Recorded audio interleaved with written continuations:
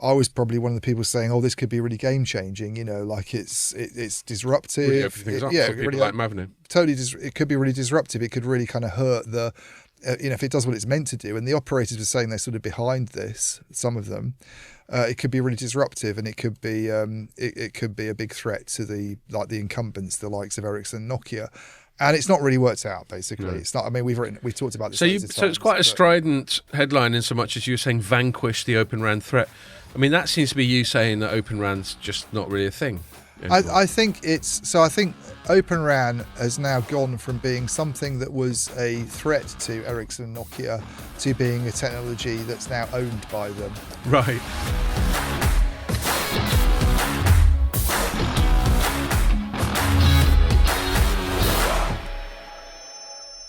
Hello and welcome to another Telecoms.com podcast. We're back in the studio having the last one we gave you was from Copenhagen.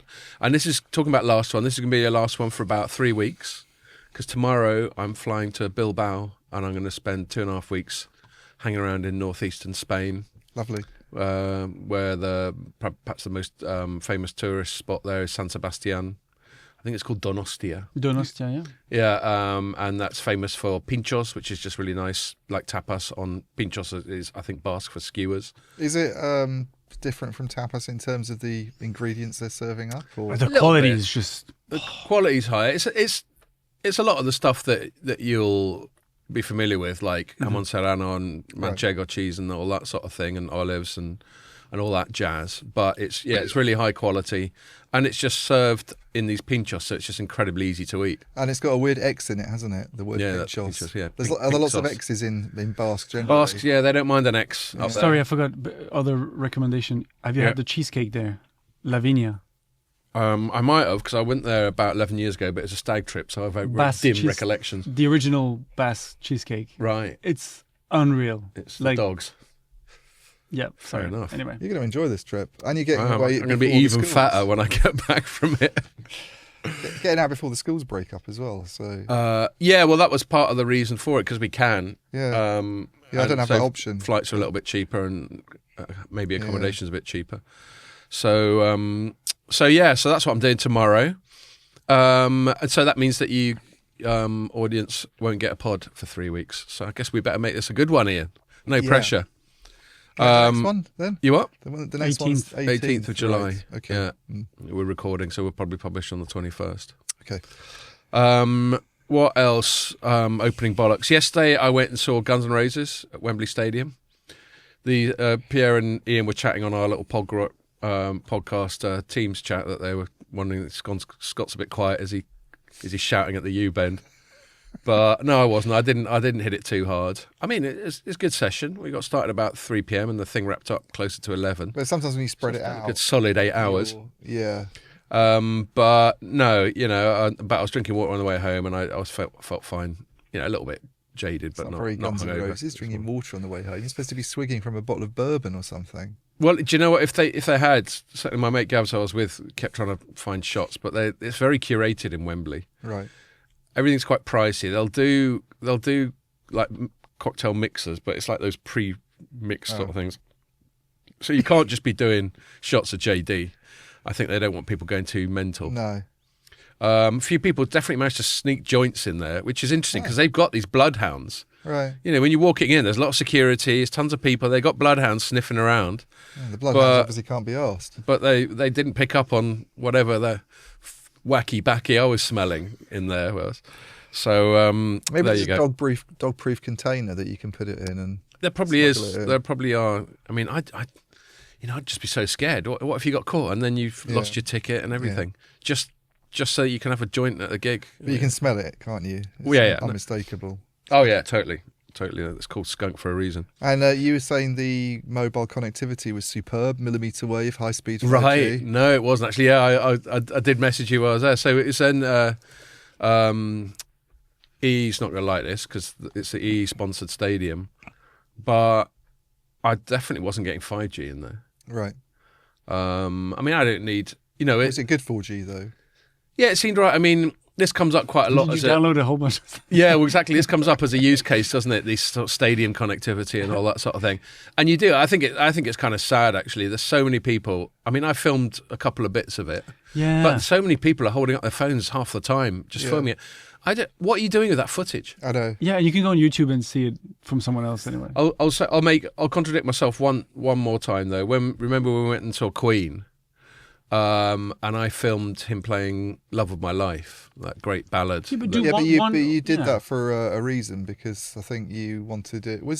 Your wife was at that event? She was at it, yeah. But I watched it back when we were walking back, and Right, got a lump in my throat. I think it's all right to do it for one song. Someone actually did a really smart LinkedIn post on this phenomenon of people using smartphones to record concerts or watching a whole tennis match or something through the screen. Yeah.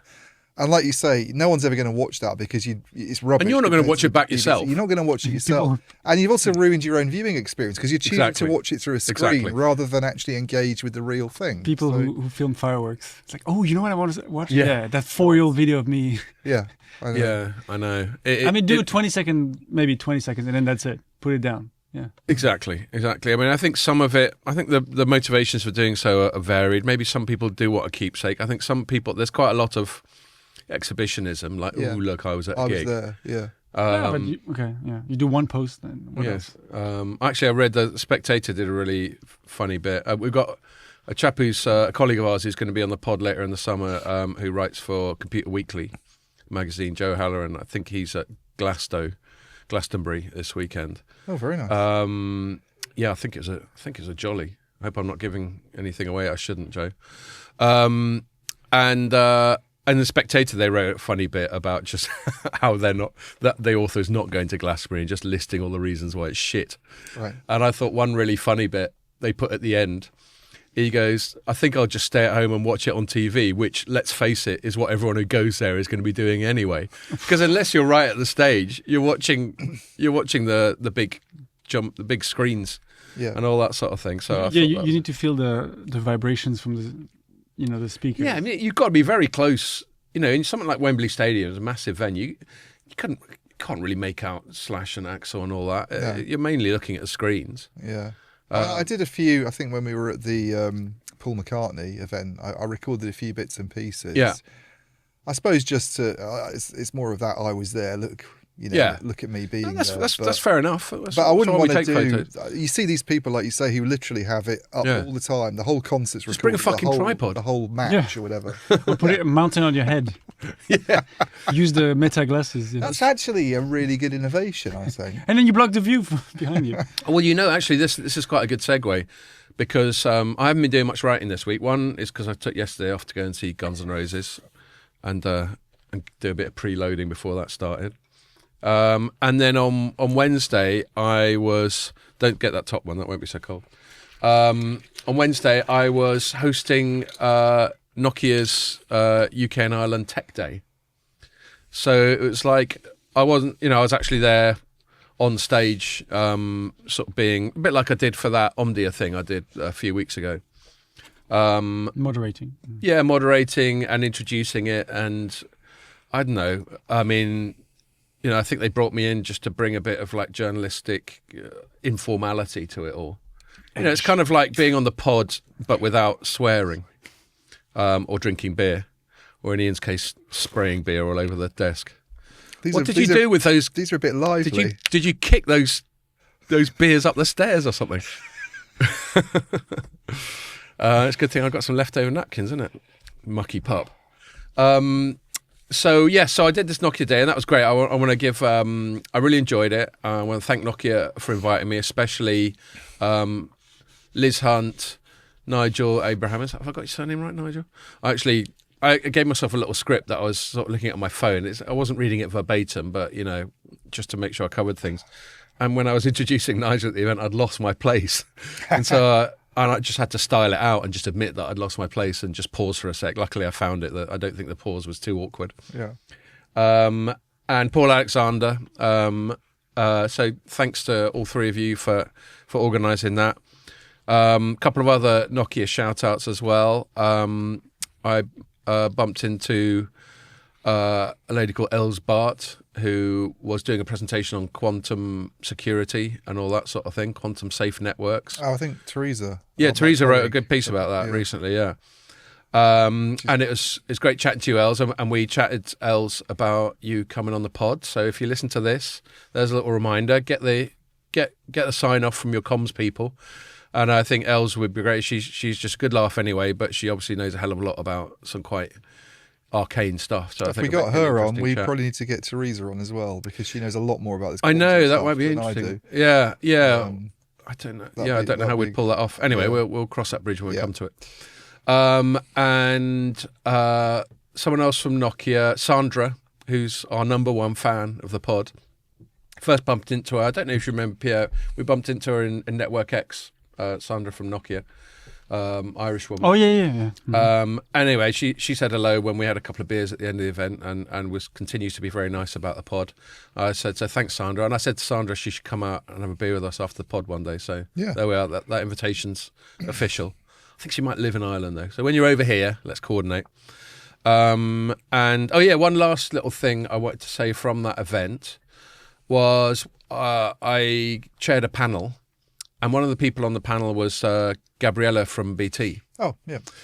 and I was talking to her about the pod, and she was going, "Yeah, I always thought I'd quite enjoy being on the pod." And I went, "Well, then let's get you on." So Gabriella, or if you're not listening, Gabriella, any comms people, and maybe that includes CC Group, Gabriella's up for coming on the pod, so let's make it happen. I think she'd be a great Sounds guest. good. Yeah. So yeah. That's that. And in fact, yeah, one more shout out talking about CC Group. From the event in Copenhagen, DTW Ignite, we've got to give Katie and Adam. Is it Adam? Yeah. That is his name. Sorry, I just suddenly was panicking that I got his name wrong. Who did a great job. It's just the two of them with no grown-ups. So special shout out to you two as well. Have I got his name right? I'm really paranoid now. Well, you'll have to Yeah. you'll have to check it. Yeah, I'm going to look it up. I've just got a sneaking suspicion I fucked his name up. Anyway, so yes, there we are. I better not do any more shout-outs. And anyone who I bumped into at the Nokia event and I haven't given a shout-out to, I'm sorry, but I think I've run out. Yeah, you look it up and tell me whether I've got his name right. Okay. I don't know why. I can only plead senility. I'm getting increasingly bad at names as I get older. Right, I think that's sort of opening bollocks, unless you've been up to anything you want to tell us about. Not since our little trip to Copenhagen last week. I mean, it's been a quiet week, to be honest with you. It's been one of those weeks where you're just back in the office and, getting things done. So, I got to say, quite a few other people at this Nokia event I went to just bumped into me and said very nice things about the pod. Well, So that's good. thanks all of you. Got some good compliments there, so that was very pleasing. Okay. I mean, there is an Adam, obviously, at CC Group. Yeah, it's not him, But is you're it? not thinking of him, you're thinking of Chris. Chris. Who was yeah, in sorry, Chris. Copenhagen. Why couldn't I get Adam out of my head? Yeah, well, anyway, Adam wasn't at Copenhagen. Chris, But sorry, he does, Chris. There is someone who works for CC Group called Adam, Yeah. but the person that you were thinking of for Copenhagen's Chris. I don't know how my brain works with names. It's Yeah. just sometimes it just random things And come you go into my for- head, and you my go brain for- goes. I "You're think gonna you've have also said Paul Alexander, to-" Yeah. and there you did want an Adams, didn't you? No, it is Paul Alexander. It's the UK and Oh, Ireland okay. head, All right, I'll let you not the off. comms guy, Paul Okay. Adams. I'm surprised you didn't say Dave. But yeah, I should. From now on, I'm just going to call everyone Dave. We should Even already say women. So we're going to thank Dave and Dave from CC Group, Yeah, or the Dave. Hoffman Agency. You know you are Dave. the Daves. The two Daves. So, but yes, I apologise once more, Chris. Don't take it personally. I'm just getting old, and I blame you for buying me too many beers. So there we are. It's your fault. You need a woman's name, a woman's equivalent of Dave, Tracy or something. Dave and Tracy, or Dave and should- Davina. Actually, I should go with Chris because that could be a woman's name. Yeah. One of Chris or Sam. One of those names that Dave's could be. better than Chris as a generic name. Dave. Right. There's something about Dave. Anyway, so there we are. Let's move on from all that. But yes, that was all good fun, and it's really gratifying bumping into people who listen to the pod. So one of the best compliments I get from people is it helps them get up to speed. Like I bumped into a few people who've Especially changed when you get industries. names wrong a lot. Yeah, thankfully they don't rely. I'm not a details guy, mate. I'm concepts. I'm big picture. Yeah, a couple of people who've changed industry and got into tech. In fact, one guy, and I've forgotten his name, so if you're listening, I apologise, but Dave, he'd moved from oil and gas, and when he said he was interviewing for a job at Cellnex, and he thought, The towers company. yeah, and he thought, I better learn a thing or two about telecoms.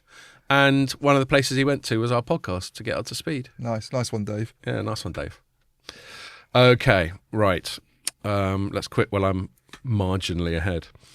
What are we going to chat about? So, because I've been doing all these things, I haven't done that much writing this week. So we're gonna lean especially heavily. Thankfully, you've done some excellent writing this week, Ian. So we're going to lean heavily on your output. I think we're going to start. I was just catching up with what you've been writing on the train on the way in. You wrote a piece about 6G and how that might be forking and how different parts of the world have got different approaches to it. Yeah. And I think that's really interesting. And that also has a broader geopolitical thing, just talking about how different countries approach the tech sector and to telecoms in particular. And there's a marginal overlap there with a thing I did write about earlier on this week, which is the UK's modern industrial strategy. I think that's such a redundant qualifier, modern. I know. Well, I didn't cover that, so that's a good a good thing to bring into it as well. So there's a little bit of overlap there. There was also a train announcement which also ties into. Oh yeah, I'll fire stuff. up that story. I mean, that's kind of, I think, under the umbrella of the industrial kind of push in the UK, because it was partly done with Network Rail, which is obviously government owned, and okay, and you published that today. I did. Yeah. Right. Cool. But it's the issue of train connectivity. I think is an interesting one to talk about anyway, because it's always been pretty shit. And you've gone for a little bit of a punny headline. UK plan for 5G on trains to depart in 2026 with arrival uncertain. Yeah. Yes, well, I like it. Yeah. So we'll talk about that, and then we're going to talk a bit about you. You wrote another excellent piece. Published yesterday, headlined "How Ericsson and Nokia Vanquished the Open RAN Threat." Part of that, I think, leans a little bit, in fact it does in your opening paragraph, on a discussion that we did with John in Copenhagen when we were talking about the Mavenir news and what that means for Open RAN and all that sort of thing. Yeah. And it sort of overlaps a little bit with the first segment in that it's just the direction of travel in a quite a big picture way of where things are going and why. And then we have also both written. Why haven't I got half of your stories up that I want to talk about? Because I'm not only shit at names, I'm fucking disorganized. The other one you wanted to talk about was Google. That's right, yeah. And I just haven't got your Google Cloud. Story up. I'm just dialing it up now. A man with a fantastic name that we both spoke to, I think, in Copenhagen.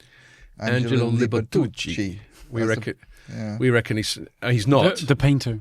He's not. Actually, we invited him on the pod. We'll see if he takes us up on it. He sounded quite keen when you never know with people because they might just be being polite, yeah. But he did sound quite keen on the idea of coming on and engaging a bit of banter. Right. So, yeah. And he was he seemed like quite a good guy as well, Angelo. He did seem like a good guy. He doesn't. His name sounds like he should be in Goodfellas. He does. Or a Godfather or something.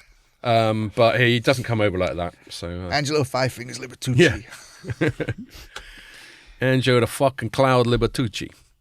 So we're going to talk about that as well, and I might have, if we got time, there's a little thing I want to take the piss out of the CMA for spotting that Google's got quite a strong position in search, which I think that's, I actually wrote in the thing, that's why they get the big bucks.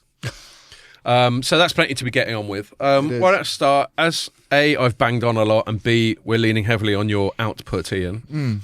Why don't I start by asking you to tell us about your piece that's headlined, this just came up 2 or 3 days ago. 6G is forking with consequences for Ericsson, Huawei and Nokia. What's all that about? Yeah, so 6G is obviously the next one around the corner. Not that far off now, really. I mean, we're told that... Remains to be seen. It remains to be seen, but if you look at those three companies mentioned in the headline, are all talking about a launch in 2030. I noticed they're all sort of guiding for that, which is only, 4.5, 5 years away now.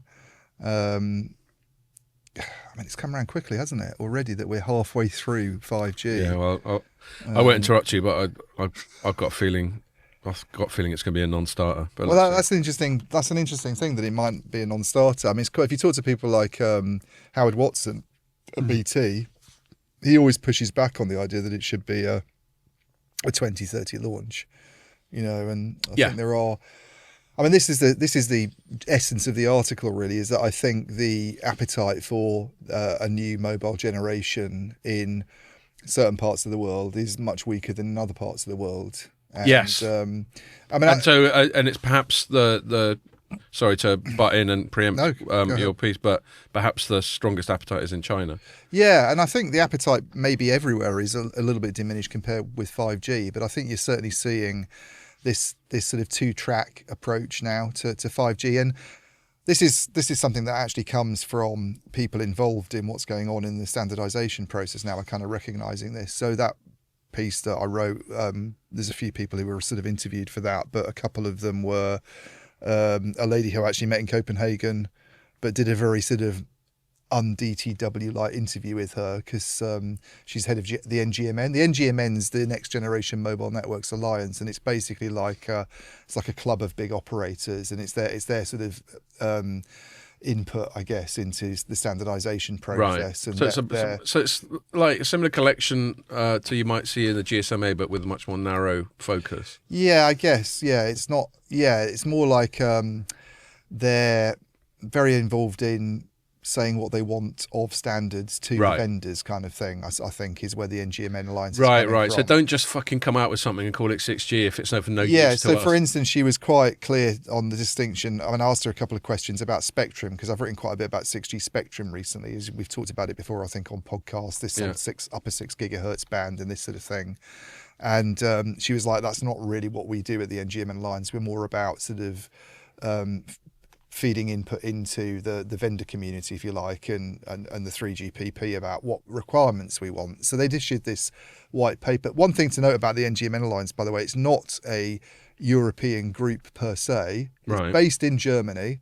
She is, I think, Anita Dola, I think her name is, given her name and her accent. And Anita, if you're listening to this, correct me if I'm wrong, but I think she's probably German, lives in Dusseldorf. And I mean, that's the weight of evidence is in that direction. I think she was formerly at Vodafone, and it's not a European group per se. So if you look at the members, actually China Mobile's in the NGMN Alliance. I think there's a couple of Japanese members, Deutsche Telekom, and specifically if you look at the logos that they tend to show when you look at the membership page, T-Mobile US is sort of listed separately. So they are international, but most of the operators in it are European. And they often get, and I did ask her about this, they often are perceived to be a kind of more European group. I mean, that's something that she pushed back on that a little bit. She sort of said China Mobile is actually very, very involved in what we're doing, and they're actually leading a lot of the stuff on 6G. But the perception that they're a heavily European group is there. Yeah. Laurent Leboucher is like the kind of chair at the moment. He's the CTO of group CTO of Orange. People like Howard Watson, I think, are quite prominent in it. And then the message that's come out from them recently on 6G is, and this was really like immediately before we went to Copenhagen, I think, almost before we like got on the flight, they come out with this white paper, reiterating this position paper they published about 2.5 years ago, basically saying we don't want 6G to be we don't want it to be like 5G, where they had to go around putting in lots of new expensive new radios and massive upgrade, cost lots of money. You're spending money on the spectrum anyway. A new core as well. New core. Well, there's this whole. That's one thing that apparently they're trying to avoid as well. This non-standalone. Standalone. They want it to be. I mean, they can't need a new core again. Well, I think they want it to be done in a way that avoids that kind of split that you had. That's the important thing. That always felt like a fudge. That NSA. But certainly on the message that's coming from them is that 6G should be a evolutionary technology. I mean, I actually said so. They come out with this white paper saying evolution, not revolution, I think, almost in the headline. And I think my opening question was, is it fair to regard it as a new generation at all if you're looking at it that way? And she sort of agreed, maybe not. Yeah. Which is really interesting and quite a contrast with, and I thought it was interesting she was saying that to me in Copenhagen, where I'd literally just come out of a keynote that I think you were probably at as well, where you had Ulf Ewaldson, who's in the photo. With his pink trousers. Not one of my best photos, I have to say. It's too far from the stage, really, to get a decent shot, but you get sort of trapped with attendees. You can't get out, can you? You got stuck next to me. Yeah. But Ulf Ewaldson's the CTO of T-Mobile US, like probably the I mean, is it the biggest mobile operator in the US at the moment? It's certainly the most exciting one and the fastest growing. Yeah. And making a massive deal about 6G. I noticed in his keynote, 6G is going to be intent based. Like anybody's going to be able to do what they want. It's going to be 100. I can't remember the exact stats he came out with. I think they're in that opening quote. 100 times quicker, low latency. Actually, still thinks he's at Ericsson. $10 trillion of economic value. He was at Ericsson before. He was at Ericsson. Yeah, he was. I think he was. He might have been doing the job that Eric Eckerton's doing now, CTO type job. But like really sort of like ambitious view of 6G. I know, and I thought you were having a laugh. I thought you were having a laugh as well. and then shortly afterwards, a guy from China Mobile got up and pretty much said the same thing in a kind of more subdued Chinese way. But going on about how far ahead they are on 5G Advanced and talking about things like drones, talking about this thing called ISAC, integrated sensing and communication. It's this idea that you can. We've talked about this on the pod before, but feel out the shape of objects and work out what's in them, and give you a new like a radar beer without having to ask for it. And I'll say again, we're always looking for a killer app. if the killer app is some little drone flies over a crisp, fresh new beer, the moment the last drop of the previous one has passed my lips, then you won't hear a brilliant. You won't hear a murmur of dissent from me. Yeah. See, it's a really like ambitious views from like a really big US operator and a really big Chinese operator. And then was anybody in Europe stepping forward to give a big ambitious view of 6G? No, they weren't. They were pretty much just talking about AI and agentic AI and cost savings and all the stuff that obsesses them. And you wouldn't probably hear anybody coming out with a really big, bold view of 6G because the NGMM paper like reinforces that point that what they want is software upgradable, something that's an add-on almost. It fills gaps in. It's a bit better than 5G. It's not really something they want to spend a lot of money on. Well, actually, I was just looking on your piece. I was looking at the auto-populated, if you like that, then maybe you'll like this. And there's one, maybe you probably wrote it, just from January. Quoting Boya Ekholm, the boss of Ericsson, talking about evolutionary. Yeah. 6G. Well, so this is the interesting thing because I got to thinking, and I asked people about this who didn't want to be kind of quoted on what they said, but the 6G, the standards bod community, which is the umbrella group for that, is called the 3GPP. Yeah. They're the kind of coordinating body, and all the different, I don't know how many there are, I think there's 6 or 7 of these regional standards groups. ETSI's the big one in Europe, obviously. Right. Kind of they feed into the 3GPP, and the 3GPP presides over everything. And the idea is that you have these 3GPP meetings. One happened in South Korea a few months ago at a place called Incheon. And they coordinate their activities. They take votes. And they agree on a unified. Nobody wants to see fragmentation happening. Basically, we're kind of in the industry very keen to see what's happened with 5G, which is having a global standard that works anywhere in the world and is the same thing everywhere, whether you're in China or the US or Europe. It's held together. We want to see that kind of survive into the 6G world. That's the industry's position, that they're very much against the idea of kind of fragmentation. Yeah, and we all know. I mean, I think it was in the 3G era was the last time we had it with different flavours of CDMA and all that sort of thing. Yeah, I mean, and it was just a pain in the arse. It was, and I mean, you go back to the days of 2G. It's very fragmented. It got a bit better, I think. It's sort of slowly. I mean, even with 4G, I think China was doing. There was that sort of TDD, FDD issue, which seemed to be a big deal at first, and there was talk about having WiMAX even for a while as a kind of. I mean, that was more like a IT industry Intel-led thing to try and be disruptive, I think, and. Not too dissimilar in some ways from what's gone on with Open Run, I don't think. But yeah, it was. By the time we've got to 5G, we've basically got a global standard. You can go anywhere in the world. Even the spectrum bands are quite coordinated. We've got the 3.5 gigahertz. We've got these millimeter wave bands. I mean, they've not been that useful, but certainly the idea of using mid-band spectrum, as those bands have been kind of used everywhere to provide it, and. That's great for economies of scale. It helps to lower prices for consumers. It makes it more convenient for everybody. It helps the big vendors, obviously, to realise economies of scale. The fear has been, obviously, in today's world where nobody really likes each other anymore, and the US and China are always at each other's throats, is that all this is going to start falling apart because we've already seen this creeping into telecom anyway.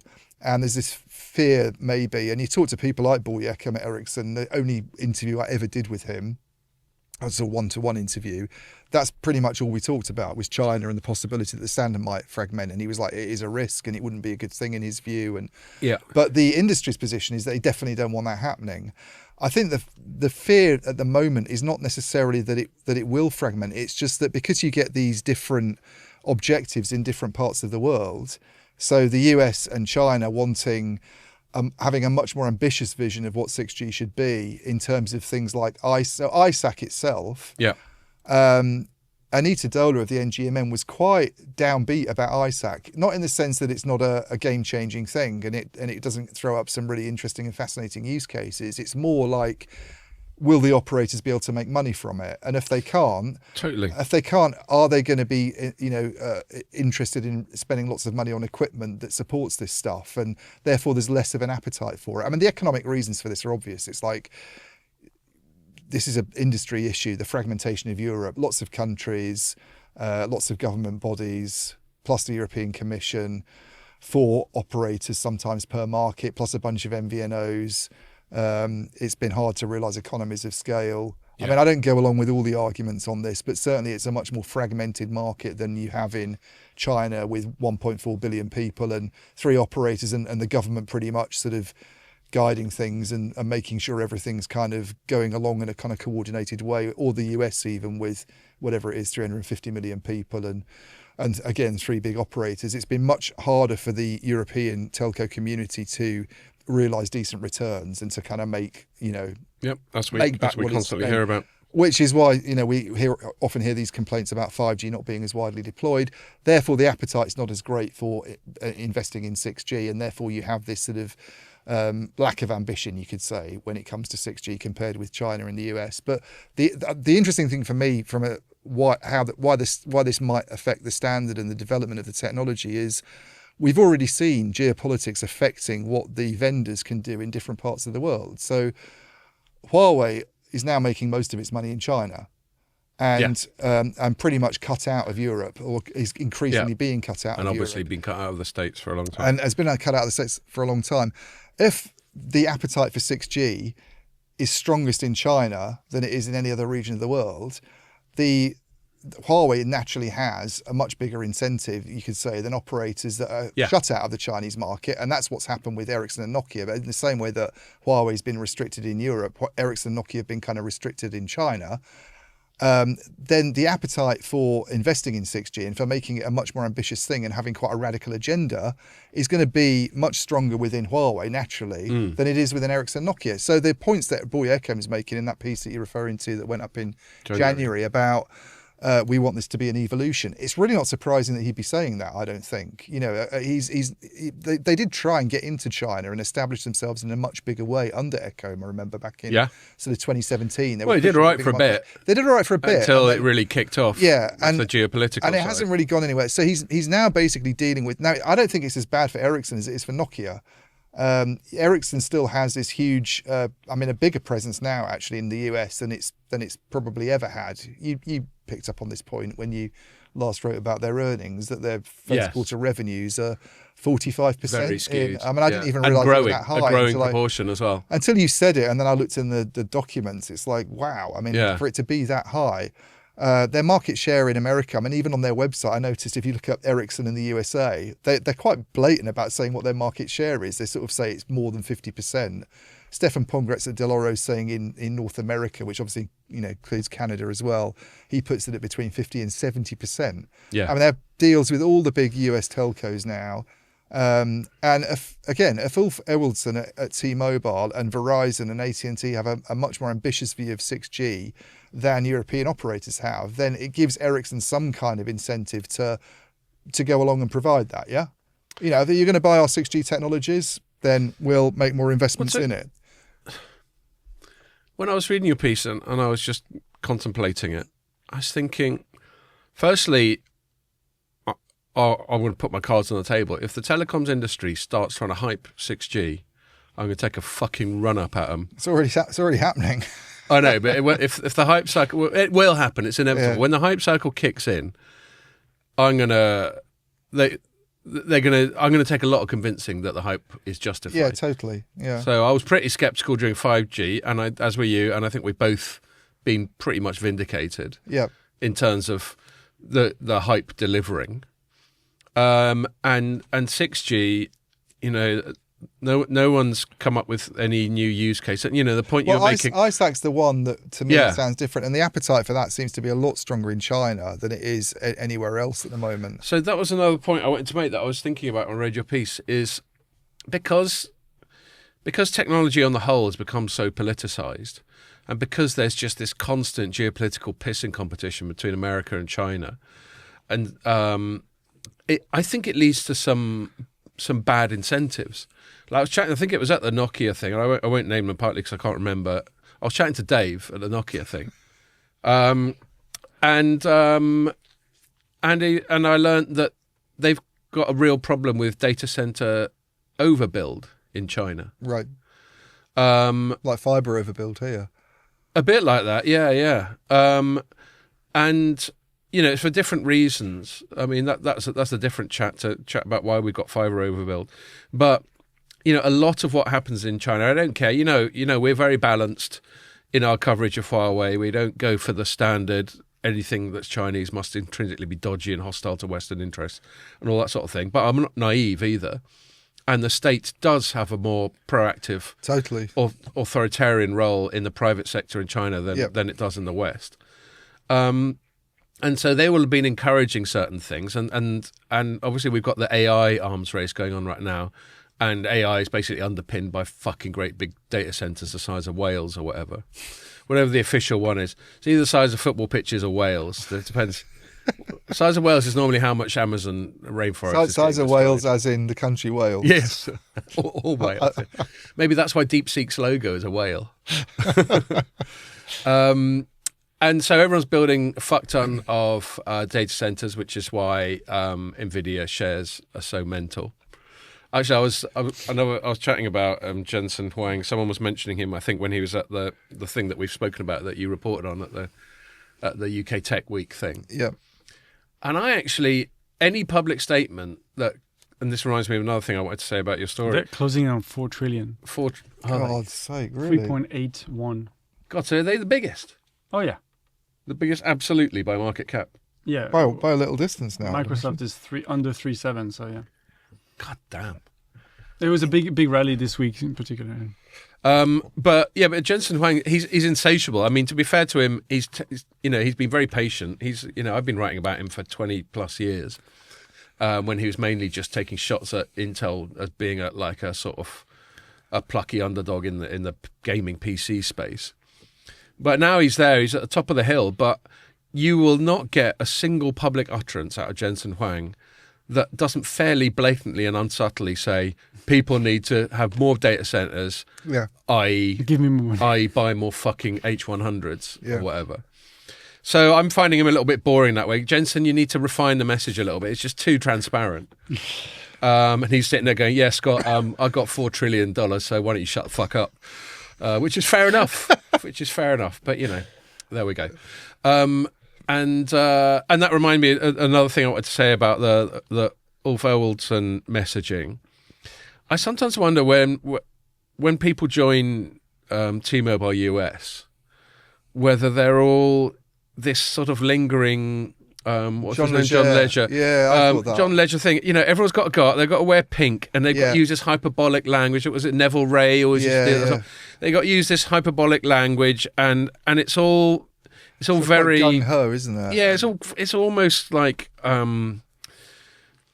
it's like exaggerated. It's like there's a phrase called kayfabe, which they used to refer to like the wrestling they do in the States, or going back to like circus ringmasters. But it's all very manufactured. I'm pretty sure hype. Ulf Ewaldson wasn't like this when he was at No, Ericsson. Exactly. This is my point. So they go over there, brainwashed, and they have to sort of tap into their inner sort of American hype master type of thing. Yeah. So that's the other thing I wonder about, because you quite rightly asking a question: why is an operator going on about this? I mean, I'll read out his quote that you put at the start, and I noticed you used the American term there. You said garbed in pink pants. Do you deliberately I have to say do that? I didn't want to say trousers because it's not a recognised word in the US. Yeah, and it's like so you have to use some Yank language. Well, if sometimes. I write football, I have to change it to soccer. Right? Fair enough. So, Whereas I just think, wow, he came out in pink pants. Go on, son. That's gonna get people's attention. I had to put the photo up just so that people knew it wasn't actually pants. And then you said he sounded as vibrant as he looked. Yeah. And then quote, this is him. By the end of the decade, we'll have 6G, and 6G will have maybe 100. I'm not going to try and do a sort of Ulf Ewaldson Swedish accent. Partly because that's the other thing. It's just that whole delivery so un-Swedish. Yeah, Swedes are normally quite sort of understated. And 6G will have maybe 100 times more data usage than what we envisioned, lower than 1 millisecond latency, and perhaps 500 billion connected devices globally.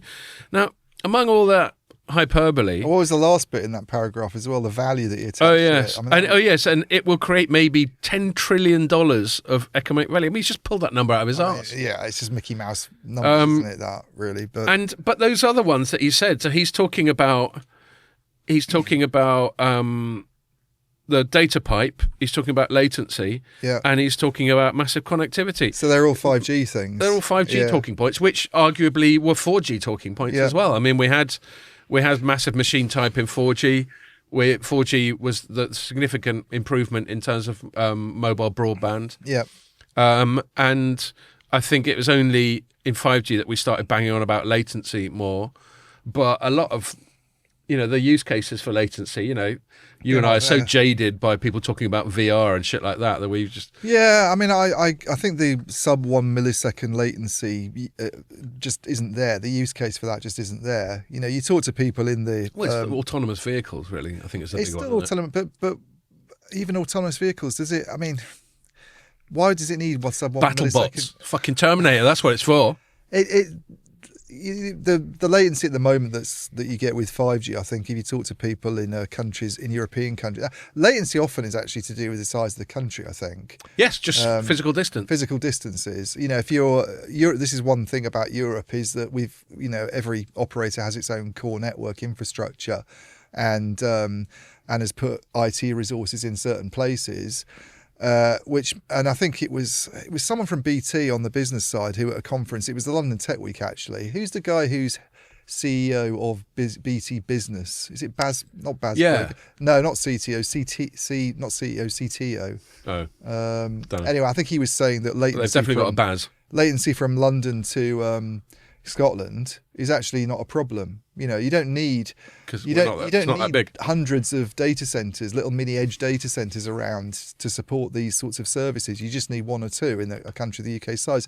The thing that you actually did one of your sort of hosting jobs at, which was an Informer Omdia, the Omdia thing upstairs. Doing another one of them in September. Yeah, so you did that, and I remember asking the question about latency being a problem, and I think it was Camille Mendler, one of Omdia's sort of top analysts, saying, one of the problems in Europe is that latency is too low already, kind of thing. Oh, right. Too low. That was kind of her answer. I see. It's almost too low because the idea a few years ago that you used to hear people coming out and, you need to build loads of little edge data centers. It's just not. Well, really been a thing. That's again where I smell a rat when people are talking about low latency.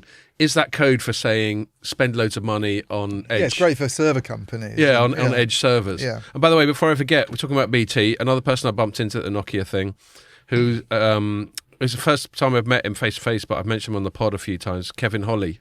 Oh yeah, at BT. I know Kevin. Yeah. And he came up and he remembered a joke I made, and he said, am I looking distinguished today? Because I noticed his job title is Industry Standards Director and Distinguished Engineer. Yes. And I was just joking about whether he's distinguished or not. And you are distinguished, Kevin. I'm delighted to report. Yeah. But anyway, thanks for coming up. And he was saying nice things about the pod. And in fact, while I'm doing that, one other person contacted me on LinkedIn. I keep trying to remember people on LinkedIn. A chap who's just a new contact on LinkedIn, I haven't met him face to face, called Ari Barron. And he even sent me a little voice note on LinkedIn saying how he really likes the pod. Yeah, that's very nice. And personal touch. Yeah, and so that's cool. He made a little joke. He's like, I really like the pod. Don't always agree with your politics. So I don't know in what direction. I'm going to guess he's probably a bit more lefty than I am. Yeah. But so thanks, Kevin and Ari. Sorry, I just thought I'd remember that. But what did I just interrupt? Well, I was going to say you mentioned the things that Ulf Ewaldson came out with just sort of being slightly better than 5G type the famous triangle that we had in 5G. He's basically just emphasising the same points, but saying it's a bit better. Interestingly, it was the China mobile guy. I think he talked specifically about ISAC. Integrated sensing and which is communication, the radar stuff. Sort of reinforcing the point that Sensing. I think the push for that, how it might be used with things like drones. They have this sort of low altitude economy that they're talking about a lot, aren't they, at the moment in China? I mean, I can see it. The low latency, the sensing, all that sort of stuff. I mean, we are seeing, I know it's a complete hackneyed cliche on this pod, normally when we're talking about AI. But, the other Terminator angle is, when you picture those sort of dystopian scenes in Terminator films, when they go to the future, the sky is just black with various automated, but I think the bots. point that you made about China, it's like NB-IoT in China. It never really took off anywhere else in the world, but it's apparently widely used in China because the government said to the operators, you need to make investments in this. So they've just found a way. The technology is being sold by Huawei. They found a way. Private 5G is another thing. Private 5G has been talked about for ages. Like, Europe doesn't have that many examples of it being used. The US doesn't. China, apparently, it's everywhere. Like, Boyakan complains about that. They've got loads of private 5G over there. We haven't. Because the government has basically mandated that you make use of these technologies. And that's the difference, I think. And this is really relevant with 6G, is that if they get behind 6G in a way that is not going to happen in a fragmented market like Europe, where operators aren't really interested because they feel they've never made the return on investment in 5G and they're just going to be driven by commercial realities, then the incentive's just not there to invest in the technology. And just going back to the vendors before you come in, because I was saying that Ericsson's done very well in the US, obviously has this huge market share now. So even though it's been cut out of China, it's in the other market that might have an interest in spending more money on 6G. Partly to keep up with China, I think. It's like so geopolitical. Trump just doesn't want to be left behind.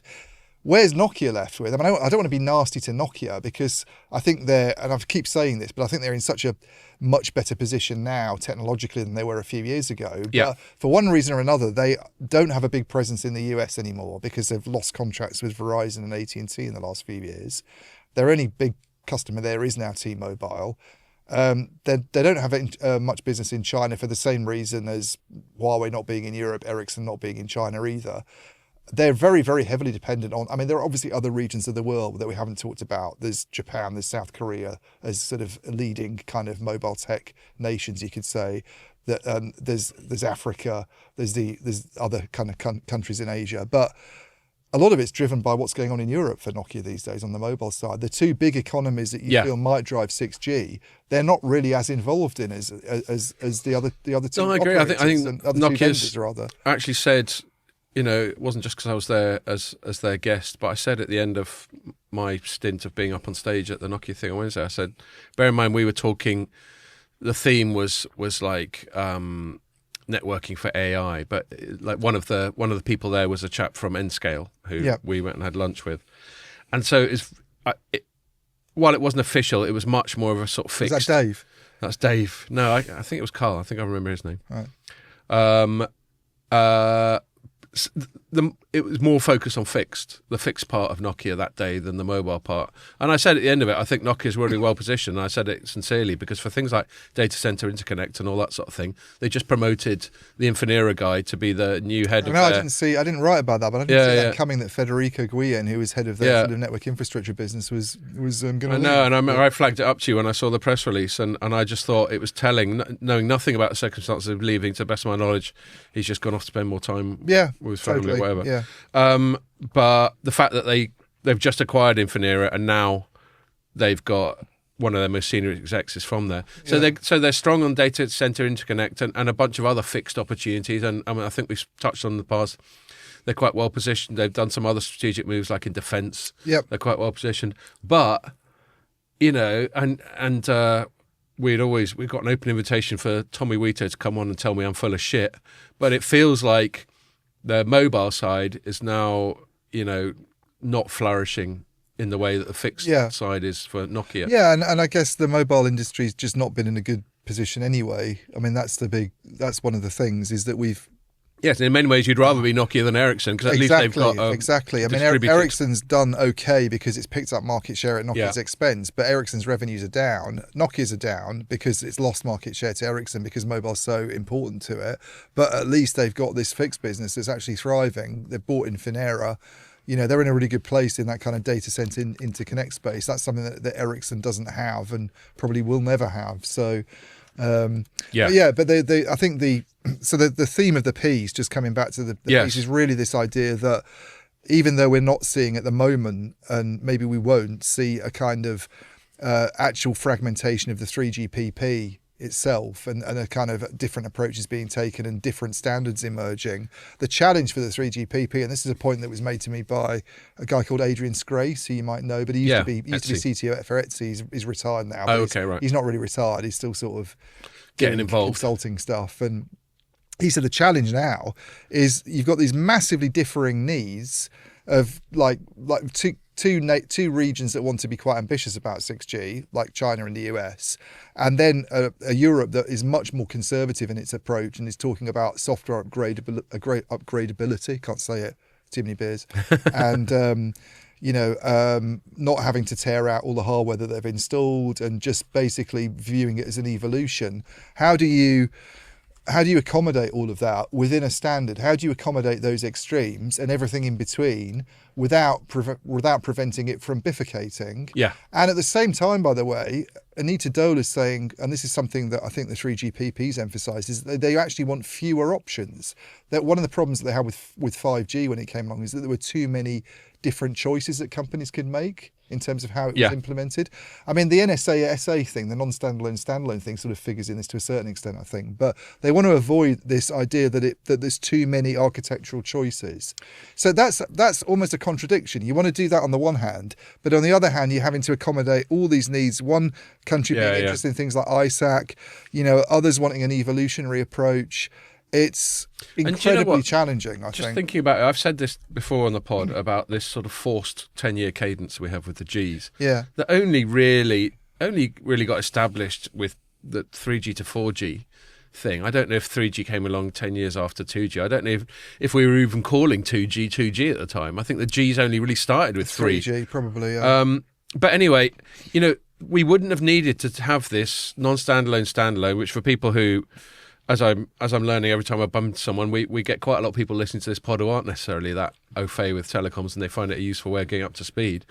So what it basically was they said, let's bring about 5G radios, but still on the 4G core. That was non-standalone. Yeah. And then eventually move to a 5G core, and then that'll be standalone. And in hindsight, if we weren't on this forced 10-year G cadence, they would have just taken 15 years.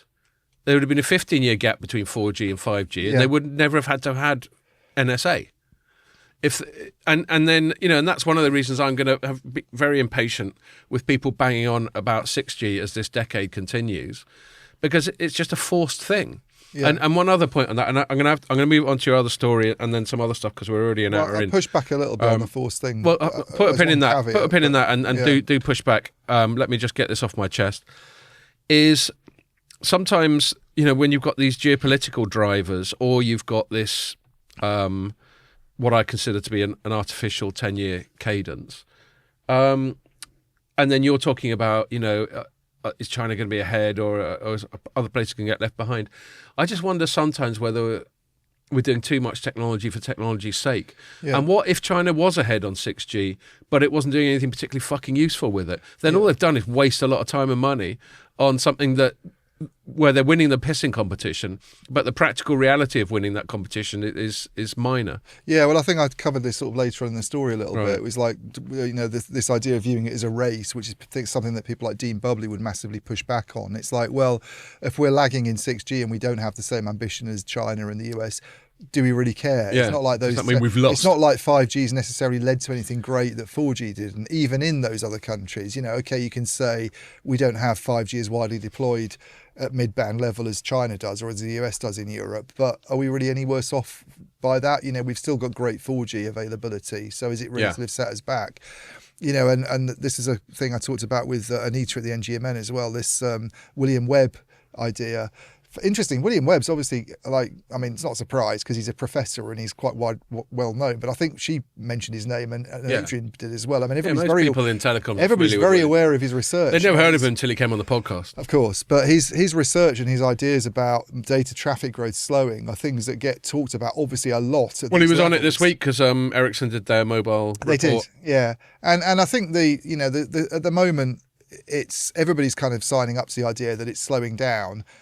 Okay, people will push back and say it's a smaller percentage of a bigger number, so it's still quite significant growth. Will it actually go completely flat? That remains to be seen. That's what he's saying is going to happen in 2 or 3 years. Like where on the S-curve are we? But then I take the opposite point that's been made to me by people at Amit. My friend Amit Nagpal, who's a consultant, he says, well, if you're a regulator, you have to consider all possibilities. We don't really know for certain. You can't know for certain. Something might come along and disrupt that. You just don't know. So you have to you'd look very stupid if you went with 100% certainty in the way that William can do, because he's able to do that as an academic, because he's not going to have when someone decides to go and plan for a certain course of action and the opposite happens, and you're at government level, you're going to get into a lot of trouble if the opposite happens. So he's got that kind of freedom. He's an independent academic and consultant. So but I think I was saying I was going to push back on one thing that you said on the why did we bother with this? I think the thing, and it really is almost like a kind of European view, I suppose, of 6G,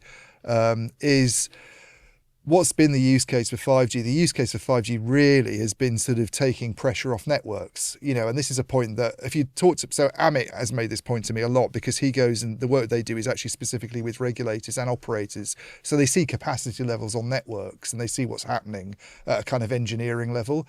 If you'd not had that spectrum become available for 5G services, all the modelling suggests that the 4G services, so when you were getting your 4G service at the Guns N' Roses concert the other day and it was kind of okay, if we'd not had a 5G that some people in the stadium might have been able to receive, you'd have been really screwed. You just wouldn't have been able to get a signal at all. No, that's fair enough. City centres, I do get that. Everybody was moaning years ago about how bad 3G was because it was never that great in the first place. No. Amit was saying that that's pretty much the 4G experience you'd be getting now if you hadn't had 5G launched. Fair enough. And okay, so maybe you shouldn't regard it as a generational change. It's just moving it into higher spectrum it's bands. The evolution versus revolution. But you're always going to buy the latest, greatest equipment. It's like when you change the tyres on your car, you're going to get ones that are getting made 15 years ago, or you're going to get the ones that have got like the latest tread on them and that withstand weather conditions better. That's basically what 6G and 5G are really. It's like, it's a bit better, Well, I get it. And that's it. It's really just a positioning, and like going full circle back to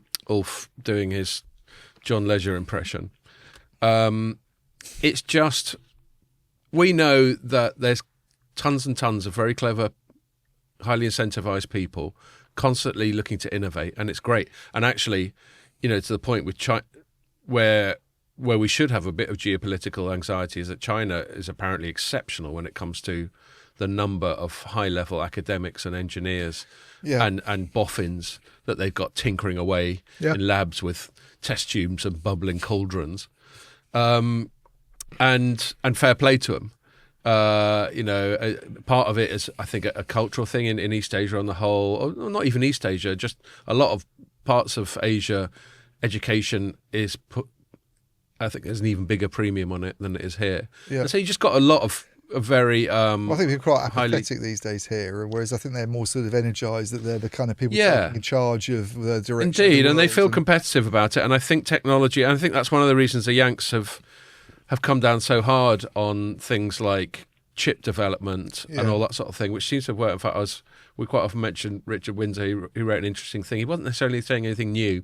He was just reflecting on the fact that China's still kind of, if it's doing it very effectively at all, still kind of stuck on 7 nanometers in chips, whereas, TSMC and Samsung are moving towards, they're about 3 generations ahead. Yeah, I mean, that's one thing I didn't write about in my piece, actually, is how that sort of thing affects getting to 6G, because obviously you want to introduce these smaller nodes into the technologies. And does that issue of Huawei not being able to get access to the sort of 5 nanometer, 3 nanometer, whatever it is, stuff affect what they can do on the equipment? Yeah, and so that's the only reason I brought that up is that I can see why America's focusing on it, because, to the broader context of this segment that we've just been talking about is that technology is probably, we've had things like the space race and the arms races and all that sort of thing. But technology, perhaps more than ever, is a massive geopolitical significance, and that will definitely affect the 6G thing. I'm just saying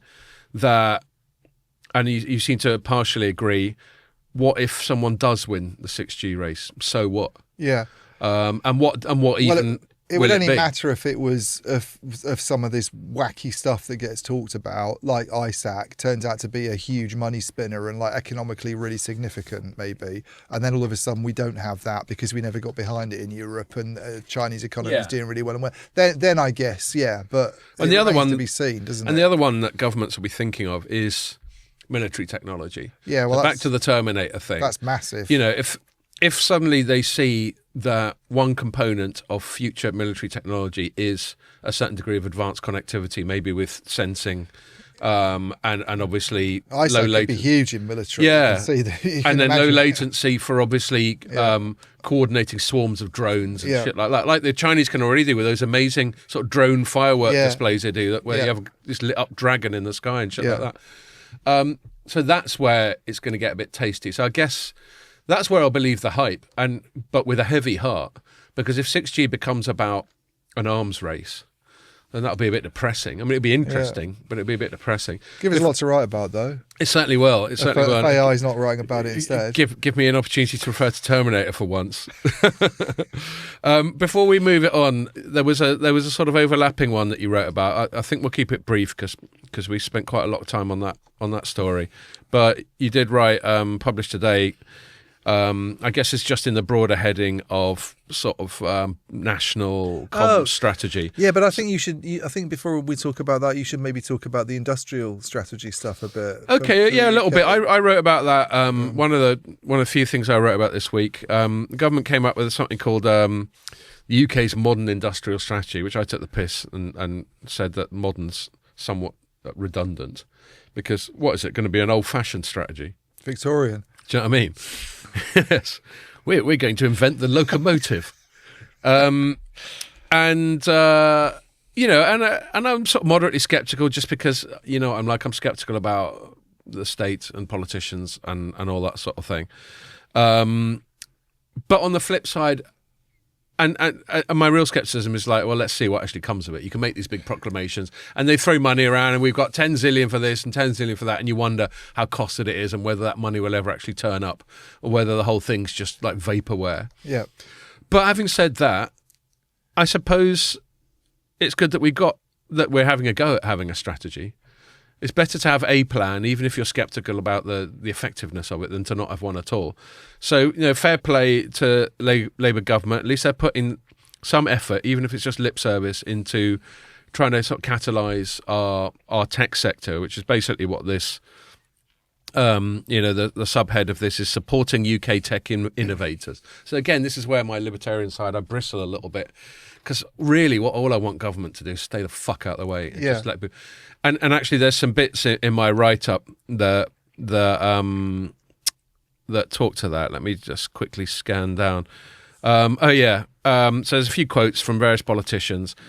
But then I noticed much of the mainstream media, I think I linked to FT and BBC, FT and BBC and The Guardian, were focusing on how one of their big announcements is to reduce a green energy tax for some industries. And I'll read myself back. I said, much of the mainstream media focusing on a move to make energy a bit less expensive by slightly reducing, you can see the sarcasm dripping out of my words, by slightly reducing the amount of tax charged to some industries, which speaks to the best way government can help business, by just getting out of the way. And then I sort of, warming to the theme, I said, this explicit admission that reducing tax is a great way to boost growth begs the question of why this sort of thing isn't done more often and to a greater extent. I mean, and none of the media pick up on this. They've just gone, we're going to help business by reducing tax. And I'm like, yeah. So fucking reduce more tax if it's so helpful. But anyway, that's a political tangent. But yeah, on the whole, leaving aside that dig and my dogma that I just wish government would get out of the way and just let people innovate with a lighter sort of regulatory burden and all that sort of thing. Did it include anything, the industrial strategy on, because if you go back a few years to the Johnson sort of era, and COVID and lockdown and all that, and he was banging on about broadband. Connectivity was a really big deal then. I mean, this is partly the reason why we've got this whole sort of altnet thing going on at the moment. It's because everybody went, oh yeah, everybody's going to be working at home for the rest of their lives. Nobody's ever going to see daylight again. They all need broadband, etc., etc. I think when the Johnson government was talking about similar things, telecom was much higher up the agenda. My sense these days is that Starmer doesn't really give a shit about anything except for artificial intelligence. Well, do you know what? I was ready to write grumpily about them not giving a fuck about telecoms because it's not as sexy as AI or quantum or whatever. And they have set aside, so it's like they said it's well over $1 billion. I'm going to say it's about 1.1, 1.2 billion. And a good chunk of that, 670 million, was to do with quantum. Because because you're only opening it a tiny bit, and that's why you just need to be more robust. Commit to the open. Too timid. Sorry, for people listening, every time Ian opens one of these neck oils he's got, it sort of threatens to spurt. Right, I shall remember that from now on. Remember that top tip. To really go in there hard. Fucking don't be half-assed about these things. So 670 million for quantum computing related stuff. Right. But and then there was 380 million for biological sciences. Fair enough. But 370 million for connectivity related stuff, which comprised of 240 million for something called the Advanced Connectivity Tech R&D program. Right. 6G, I guess. I don't know. Well, I noticed that the Ericsson came out with a 6G update the same week about their and their commitment to the UK. Yeah, I'm sure that's not coincidence. Yeah, I'm sure it's not coincidence. And then 130 million towards something that already exists, I think, called the UK Telecoms Lab. Right. How much of that money they actually get and what will be spent on? Again, the devil's always in the detail with these things. But so not what net rail spending then. That's no, but so that was so basically. Comms still did get a fairly major shout out in that, so fair play. So yeah, you mentioned the network rails. That's all I've really had to say about it. It was quite a short story. Yeah, just acknowledging that it happened, skepticism about it doing anything useful, but still going fair enough. At least you're giving it a go. I don't want to be too much of a dick about it. Yeah, well, the network rail thing was an announcement that came out yesterday, I think. I mean, we all know that one of the main problems of the UK doesn't come out of connectivity rankings all that well a lot of the time. And I think one of the frustrations for anybody who lives in the UK is not being able to get a signal on the train. Whether it's Wi-Fi, because let's be honest, Wi-Fi on trains is shit. I can't remember the last time I tried to get on public Wi-Fi on a train. Please write in to the podcast and let us know if you've ever had a satisfactory Wi-Fi experience on a train, because I haven't. Eurostar's awful. Is it? I mean, have you not ever been on the Eurostar? No, I haven't. I think I've tried. But you've done it more recently. But even avoiding stuff with those speeds, though. Yeah, yeah. So you'd think, but there must be technological fixes for that. I mean, I don't know. We probably should know. Do you know, Ian, whether there are special bits of technology you do to deal with fast-moving stuff? Well, as I understood it, that the Wi-Fi solutions that were, and I've not written about Wi-Fi on trains for a lot. Do you know, Wi-Fi on trains was my first ever piece that I wrote as a journalist in telecom back in 2005 or something, or 6. It was when I was at Telecommunications magazine. 20 years. Ken Whelan, shout out for Ken, who was my boss at the time. Yeah, Ken. Said, write this piece on Wi-Fi on trains, and I think what they were talking about doing then was because, exactly your point, Pierre, that the speed issue. That you try and do it where you have the Wi-Fi is only in the carriage. Obviously, you've got sort of equipment on the train that is backhauled to cellular. So the cellular is heavily involved in doing it. Essentially, it's not like you're. Yeah. I mean, what you can't do though, as an alternative to that, I've found in the UK which is very, very different from France, and really noticeable actually when you're on things like the metro or Barcelona. I mean, Mobile World Congress.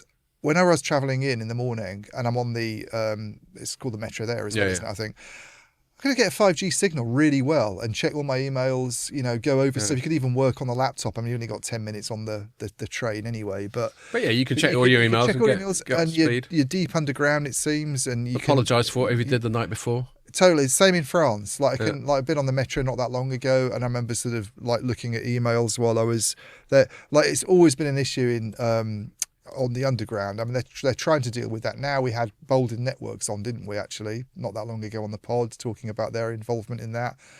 But even out on mainline sort of trains overground, you can't get a decent 4G or 5G signal a lot of the time. It's really frustrating. Yeah, spot it. It's not. I've got to say, it's not too bad. From Hitchin into London on Thameslink, and I get it all the way to Blackfriars. I've got to say, on the whole, it's all right. Yeah. It can be a bit up and down, and they haven't mastered tunnels yet. So but- I'm on the line that I'd probably use the most is Chiltern Railways to go and see my parents in the Chilterns, and that's bad. Like Right. trying to get a signal on that a lot of the time. It obviously cuts out in tunnels, and that was a part of this announcement this week. So there's these two companies, ones that we know quite well actually. We know people who work for them, and we speak to them quite a lot. Neos Networks, Yeah. which is one of the many fibre builders in the UK now. Not really a classic altnet, I would say. It's not like building fibre to the home. No. It's more like business focused and doing Yeah. backhaul. Well, we had what's the name? Lee Mile is the CEO. He's Dave. quoted in We that had Dave story. on. Lee Mile. We don't need to call him Dave. We know him. We know him. Good guy, yeah. And Yeah. he's quoted in that story. And another company called Freshwave. Shout out! I was hanging out with Tom Bennett. He was on the same panel that Gabriella was on. Yep. And he's been on the pod. So Tom Bennett's the CTO. and I also met. He's got a new colleague called Hope. Right. So hello to Tom and Hope. Yeah, so Tom's the CTO. The CEO is a guy called Simon Frumpkin, who's also quoted in that story. They've basically done a deal. The two of them have teamed up with Network Rail. Network Rail's to people who aren't in the UK, it's basically the government-owned company that owns all the track infrastructure, and is paid. The rail system's really complex, like more so than telecom, I think, to try and understand the business model. But they get paid by operating companies to use track and stuff like that, and they're responsible for the infrastructure for the lines themselves. And Network Rail has done this deal with Neos and Freshwave, where what they're doing is Neos is putting down a load of fibre, about 1,000 kilometres of fibre alongside some tracks, and Freshwave's tackling this issue of crap connectivity in tunnels. Okay. So Freshwave, by the way, for people who don't know Freshwave, Right, Tom, I'm going to be checking out our tunnel better improve. Although it's not my line, is it? It's not my line. Because this is, and I don't want to knock these companies because they're both like, they know what they're doing, you Totally. know. But it's the footprint's really small. 1,000 kilometres of fibre. So you look at what Network Rail claims it operates in terms of how much track infrastructure is in the UK at the moment. 20,000 miles of fibre across the UK, 2,500 stations. The number of stations, by the way, that are being improved with Freshwave as part of this deal is 7. Right. I mean, they're big stations. You've got to start somewhere. No, it's not 7. Yeah. It's 12. Sorry, Oh, it's right. 5 in London and 7 outside. So, but it's still a very low. That doesn't number. count. Only London counts. 57 tunnels. The number of tunnels, viaducts, etc., 3,000 or something like that. So Yeah. it might be more than that. Actually, I don't know that figure, but it's a fairly small percentage of the footprint. And you've got to start. I agree with you. You've got to start somewhere. Yeah. But I don't know how much of a difference. Like the BBC reported on this as a very much a kind of crap signal on your train. It might eventually get sorted out. I mean, even they took a sceptical tone. They were saying similar things to my headline. I can believe It that won't when I get see going until 2026. The big problem for me with with all of this, the two big problems. One is tunnels, great. What Freshwave does is it's neutral host. Yeah. So they put equipment in and it's used by all the operators. It's a much more economical way of doing it than if every operator went and installed their own In fact, equipment in the tunnel. another company represented on the panel I did at Nokia thing was Bolden. Bolden, yeah. Another And neutral host one. And so that's a really sensible way of doing this tunnel stuff. However, that still leaves the problem of what about, when you're me going up to Wendover and there's plenty of areas where you're actually not in a tunnel, you're just travelling with sunlight coming through the window and you can't get a signal. Mm-hmm. And even if you put fibre in the ground alongside those routes, someone needs to come along and put infrastructure in and connect it to that for backhaul. And will they do that? Well, on the plus side, you've got Vodafone 3 going on about its big plan to sort of spend 11 billion on capex and improve 5G connectivity in the UK, and then the other telcos are going to have to respond to that. The negative side is regulations, I think, make it quite hard for the operators to put mast infrastructure near roads and railways. It's much more stringent. It has been much more stringent, and I don't know if this has changed. But when I was on a call with those guys earlier in the week, they were suggesting that there hadn't been any big regulatory change that's come along. So that's one issue. And two, are the operators actually going to do that? Are they going to see an incentive to come along and invest in trackside infrastructure? Because you using your 5G phone on a train, they don't make any more money from that. Exactly. That's exactly the point I was just mulling over, is where is the incentive? And this sort of speaks to just the broader catch-22 situation the telecoms industry is in on the whole, is that we expect more and more. I mean, we're incredibly needy and presumptuous as telecoms consumers, aren't we? Totally. We expect this ubiquitous high bandwidth connectivity all the time. We get grumpy when we don't get it. I'm sitting there going, there was 1 millisecond in a tunnel where I couldn't fucking stream a video, and I'm acting like it's the biggest first world problem ever.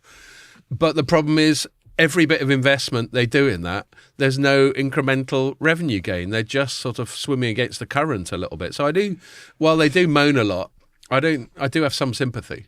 Yeah, but that was almost the reason I wrote about it, because it's like, where's the business model for this? You know, I mean, and the numbers are actually very opaque. They've been quite sort of secretive about the investment. So what they have said, the one number that was cited was, this project will save the taxpayer 300 million. So what that basically means is that Freshwave's owner, which I think is called Digital Bridge, I might have that wrong. Rings a bell. And Neos Networks owners, which are SSE Group and Infra Capital, unless I'm mistaken, are putting in about 300 million. But then there's a mention of public sector funding as well in the announcement, and no one knows how much they're spending. I mean, I opened my piece with a cheeky reference to this project that really pisses me off as somebody who spent part of my teenage years growing up in the Chilterns and quite likes the Chilterns because it looks really fucking terrific. Because the HS2 project... Chilterns is like the name of the hills, isn't it? Or is it just the whole region? region? Is the hills. Yeah. But the HS2 project... HS2, for people who don't know, is this idea to build a high-speed rail link that goes from the south to the north. That's what Basically, it was. London to Birmingham. And it's been an absolute disaster. Yeah. It's massively run in terms of budget. A quintessential white elephant. It's a massive white elephant. And the people who were most opposed to it, and now you can accuse them of NIMBYism, not in my backyard, but I'm kind of one of those people, because it still is a beautiful looking area. But if you go through it now, when I drive back, some bits of it have been completely I actually did drive there, I think last summer. I was driving to a relative who lives in that area. If you go around there, because it's really pretty. That's where my parents live. I was just dropping my mum off, I think. But we did drive past a bit where there's lots of placards saying no to it. Yeah, but you could see where there was obviously a ton of earth moving had happened. Yeah, it's a massive bit of civil engineering. Yeah, but it was pretty ugly. Yeah, and the thing is taking forever, and it's all obviously miles over budget. And then what have we done? We've cut about an hour off the journey time from London to Birmingham. My dad's complaint about this, and I think I've actually sort of put this, but not in such a personal way, in the first paragraph that I wrote, is that by the time it actually is up and running, which I think now they're saying is something like 2035. At which point it will cost 100 times more than it was originally going to. There's a good chance he's not around anymore because he's approaching 80. So he's got a slightly fatalistic view of it. Well, I'll tell you what, Pierre, I'm the first to take the piss out of France. But France had TGV, Train Grand Vitesse, which just means very fast, doesn't it? Yeah. They had TGV like in the 80s or something, didn't they? Yeah. TGV's been around forever. And they managed to do these great bits of civil engineering where they've got like bridges going through Bordeaux without fucking up all the beautiful countryside there, or at least not too much. Yeah. I suppose anything's going to have some impact. Yeah, you don't. But the point is, the French, who, bless them, you wouldn't necessarily associate as being the most efficient, most industrious country in the world. Rail infrastructure. But they're bloody good. And they're good at nuclear power and all that sort of thing. And so the question is, and this isn't in any way a dig at the French, not least because I've got a Frenchman in the room with me, but the point is, and this isn't meant as a veiled insult to French, but if France can do it that long ago, why can't we? And we're quite shit at it. We are really shit at it. And that's the thing that so the HS2 reference is really, if Network Rail is putting up some money for this, and they're now saying, by the way, this project first kicked, they call it Project Reach. I think it should be called Project Short Reach, given that it's only like 3% of track infrastructure. Yeah. But Project Reach was announced in 2021. Right. NEOS won its deal 2023. The call this week, Simon Frumkin from Freshwave went, "We'll start building next year." Do you know what I mean? It's This so year's scoping glacial, out. the progress. It's like, and you can just picture really? the amount of waste and bureaucracy and inefficiency. This is playing back into my core prejudices about the state. Yeah. You can just picture, whereas, you get these generalizations made about more top-down governments, let's say like China. And you'll go, yeah, but they fucking get state projects done a lot more quickly. Yeah. Now, there may be lots of things that we don't admire about that, like maybe they Move can out your home, otherwise you'll get shot. maybe they can use more force and coercion and all that sort of thing, and maybe appropriate, like we're building a train track through here. Do you live here? Tough shit sort of thing. But on the flip side, I mean, there was always that thing, wasn't there? That sort of tongue in cheek, like at least the trains ran on time. We know who I'm referring to. But yes, there is something to be said for that. But I think we're the worst of both worlds. You've got somewhere like France, which is a Western democracy where you still have to have public debate. It's not authoritarian. They have a normal democratic electoral cycle.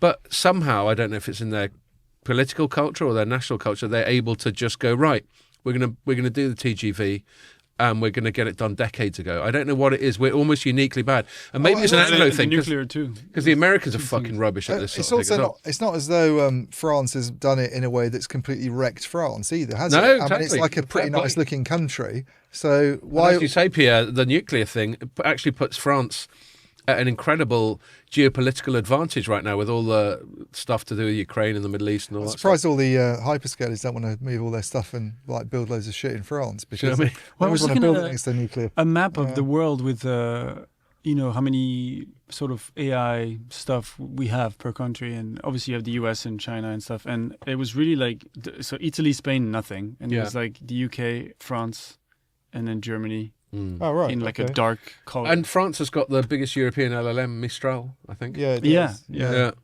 So yeah, France is doing well. Reluctant though I am to admit it, Pierre. Doing well on trains and large language models. Yeah, and just sitting civil, on terraces. and just civil projects. But anyway, I'm going to move it on because we've got two more We segments. did the tunnel together, you know. Did you want? Can we take a little break? You want a little break? Okay, we'll have a quick break and then we'll move it on. All right, we're back now. As ever, I've utterly failed to instill any time discipline in us in the first segment, and so the other two segments we haven't got much time left, so we're going to have to be a bit more disciplined. The first one I'm going to queue up. It is an Ian story, but I'll paraphrase it first because Ian's having to deal with a bit of admin. You wrote, where is it? You went, how Ericsson and Nokia vanquished the Open RAN threat.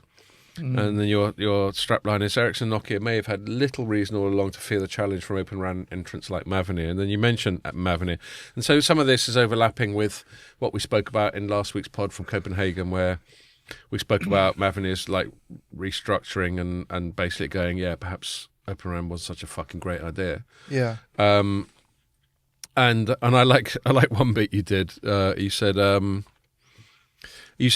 leaves the radio side of Open RAN. You're talking about Mavenir sort of parking it. I think Mavenir would push back. They'd say they're not totally out of it.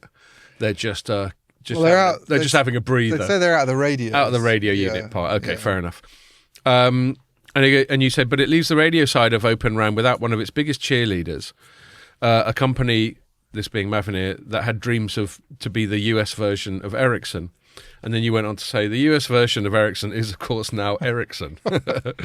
And that's kind of, we don't need to go over it. We touched on it already on this pod, what a big share of the US market has got. Yeah. But now that you finish your admin, why don't you concisely summarise what that so story is Open RAN, for people who don't know what it is, and most people probably do listening to this pod, but it's the idea that you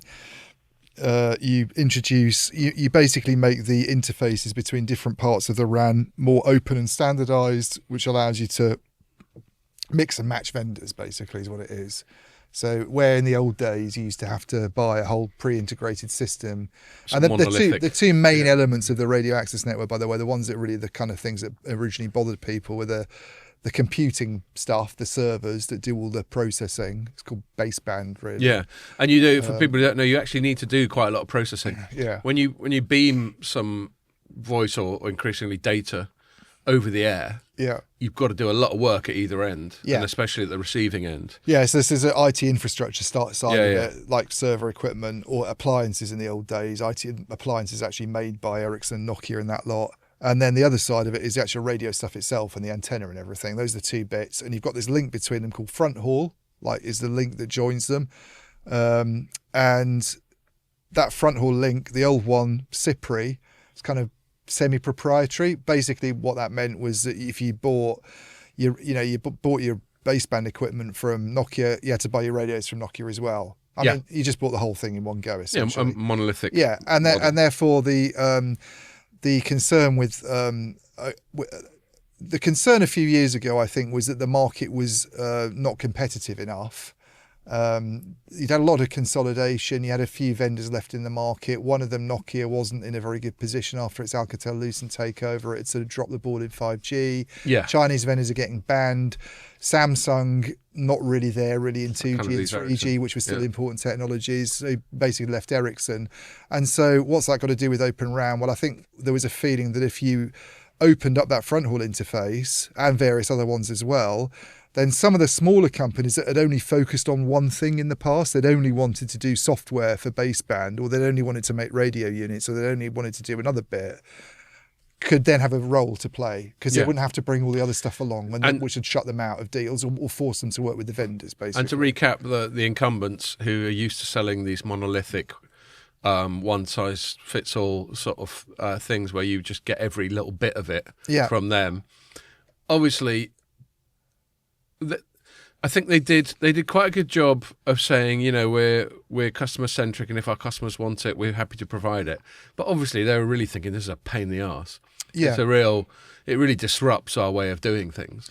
Yeah, so I think that, at the time, a lot of people were writing stories, and when it first came along, Open RAN, sort of 2018, I think it's when the ORAN Alliance is the group that does the specifications, and I think when it first came along, I was probably one of the people saying, "Oh, this could be really game changing." Like it's disruptive. Really everything's up for people like Mavner. Totally, it could be really disruptive. It could really kind of hurt the, if it does what it's meant to do. And the operators were saying they're sort of behind this. Some of them, it could be really disruptive, and it could be a big threat to the incumbents, the likes of Ericsson, Nokia.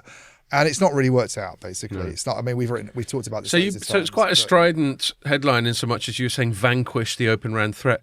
I mean, that seems to be you saying that Open RAN's just not really a thing.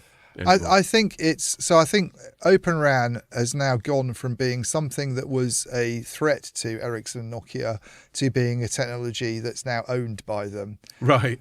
So much as they make things that are Open RAN compliant. They make things that are Open RAN compliant. But it's still on that monolithic sort of model. Yeah. Well, yes. So the fact that it's Open RAN compliant means certainly, or should mean, that a vendor has the option of coming along and saying, well, I want to mix and match your baseband units with somebody else's radios. But the problem is, if there's if people like Mavner are disappearing from the picture, and by the way, they were probably the big one from the US that had an opportunity to really establish itself as a competitor in this market. If those guys are no longer an option anymore, then who are you going to who are you going to use as a radio unit supplier to go with your baseband? You're probably going to do things like mixing Ericsson and Nokia, maybe. But that's not going to happen, is it? Well, does that happen in the wild? That's not going to happen. When I interviewed Laurent Leboucher from Orange, and he's presumably somebody who knows a lot more about this kind of stuff than I do, because he's a chief technology officer, and therefore even more than I do. Editor. Yeah. He said, that's something we'd be really interested in doing, is mixing and matching Ericsson. Okay, so he's interested, but I'm asking if it happens in the wild. Well, there's never been any evidence of it happening. Yeah. And I think one of the problems with it happening potentially is that a big vendor might be happy, I think, to collaborate with a small vendor. The open interface itself doesn't alleviate the hassle of actually integrating the two things. Somebody still needs to do some work on putting those two things together. Like your little 5-year-old when he's trying to get those two Lego blocks together, and it's like really hard work to do it. Somebody's doing that on the... Yeah. And either the vendor does that, or the operator does that, or they all get involved, and probably more likely they all need to be involved to some extent. And I think the problem with having Ericsson and Nokia, the idea of them collaborating on things like that is that they might be happy to collaborate with a parallel wireless that they don't really see as a big threat, but they probably don't Not want with their biggest competitor. Not with their biggest competitor. So what I think Open RAN's become, rather than being a mix and match option, given the fact that a lot of these smaller vendors that we'd hoped might come along, or that some of the telcos hoped might come along, haven't come along. By the way, market share figures, and I think I quoted it, is 93% of the market is controlled by 5 vendors in the first quarter of 2025. So you can guess who they are. It's Huawei, Ericsson, Nokia, ZTE, Samsung. Yeah, and that's across the board. Deloro, Omdia, they all come up with similar numbers. And Omdia's expert on this, Remy Pascal, said that the figures always tends to be skewed a little bit in the first quarter anyway, to make it look a little bit more, like there's, because of the way things are done, that's the quarter when things might look a little bit more open. I think last year it's more like 95% or something, for instance. So it's tiny. It's not really changed. Three of those companies control 3/4 of the market. Yeah, 93%. The options aren't there. So I think what Open RAN's become, instead of, because they don't want to say it's dead, it's no longer a mix and match technology. It's more about these slightly hard to pin down concepts like programmability and the RAN intelligent controller and all this stuff that it wasn't really about originally. Well, exactly. We've spoken about this many times, certainly after Mobile World Congress, where AI did a Mavenir panel on, which I've mentioned recently, on Open RAN, and then also I went to a thing that you weren't able to attend with Rakuten, right? Where their main man is Miki Mikitani. I asked a question about Open RAN, paraphrasing myself, just like, is it what we originally thought it would be? And his answer, he started wittering on about energy efficiency and shit like that. And I was just thinking, yeah. And every time this happened, and actually the Mavenir panel I did at Mobile Congress was, and this wasn't me, this was set up by them in this way, was to address the fact that Open RAN has evolved. As you would expect, they were putting a positive spin on it. They're going, they're embracing the evolution and going, it's great that it's evolved, or whatever it was. I don't want to put words in their mouth. You can see it on the Telecoms.com website if you want an accurate representation of it. Yeah. Not me, 3 beers into a pod. But, so Mavenir, Rakuten Mobile, various other people I bet you've spoken to, they've all been doing this rebranding job on it, where it's definitely not what they were saying it was going to be 5 years ago. And I think I've got to a stage where they're rebranding so much that I'm just calling bullshit. I just think it's not a thing. Yeah. I think it's just table stakes now. It's just part of the technological mix. It's probably a positive development. Yeah. But I don't think it actually means anything very profound in terms of commerce, in terms of anything very significant. It's just part of the mix. I mean, I don't think it's to have an interface that potentially allows you to put a different radio unit vendor with a baseband unit vendor isn't necessarily a negative thing, obviously, to have that optionality. Choice is always good. But I wonder if all the work and all the resources that have been spent on this, because it's consumed a huge amount of attention over the last few years. It has. I mean, just on what I've been writing alone. I know. I used to take piss out of you, didn't I? Where you were always writing about Open RAN. Ericsson was this is what one time all they used to get asked about. And there are people like Eric Eckerdon on calls. So we knew it was awkward for them. It's taking time away from his day. The amount of time that's been spent on it to get to a point where the only options in the market are still pretty much Ericsson, Samsung, Nokia. It feels like Western it's all markets. been a bit of a distraction. Is it been a bit of a distraction from maybe doing other things? And I think, we would ask why it's failed, I suppose. I said vanquished. I mean, I think these companies have been quite clever about it, personally. Yeah, Ericsson and Nokia. I think probably all along they knew. They played a good long game. They played a good long game. They knew this was never really going to be probably that troublesome for them. They might not have known. When it first came along, it probably felt quite existential. It might have, but then they had a think and they thought, hold on a sec. Yeah, I mean, Ericsson was quite canny about this, if you notice. I think more so than Nokia with its strategy. It was like, we're not going to join the Open Alliance. We're going to keep an eye on it. Then they joined, but they weren't really involved in front haul. And they were always hedging when you asked them about it. And then they were sort of saying it's not good enough technologically. They kicked up a fuss about some of the specifications, and that sort of slowed things down. But they were always making the right noises to not alien, because because what they couldn't be seen to be doing is saying, no, it's all bollocks. Yeah, exactly. Because if their customers want it, they can't say that, can they? Yeah, but I think even though there was some, and I think I said this in the story, even though there were some very loud voices from some of the telcos about how important it was, they get amplified by PR agencies.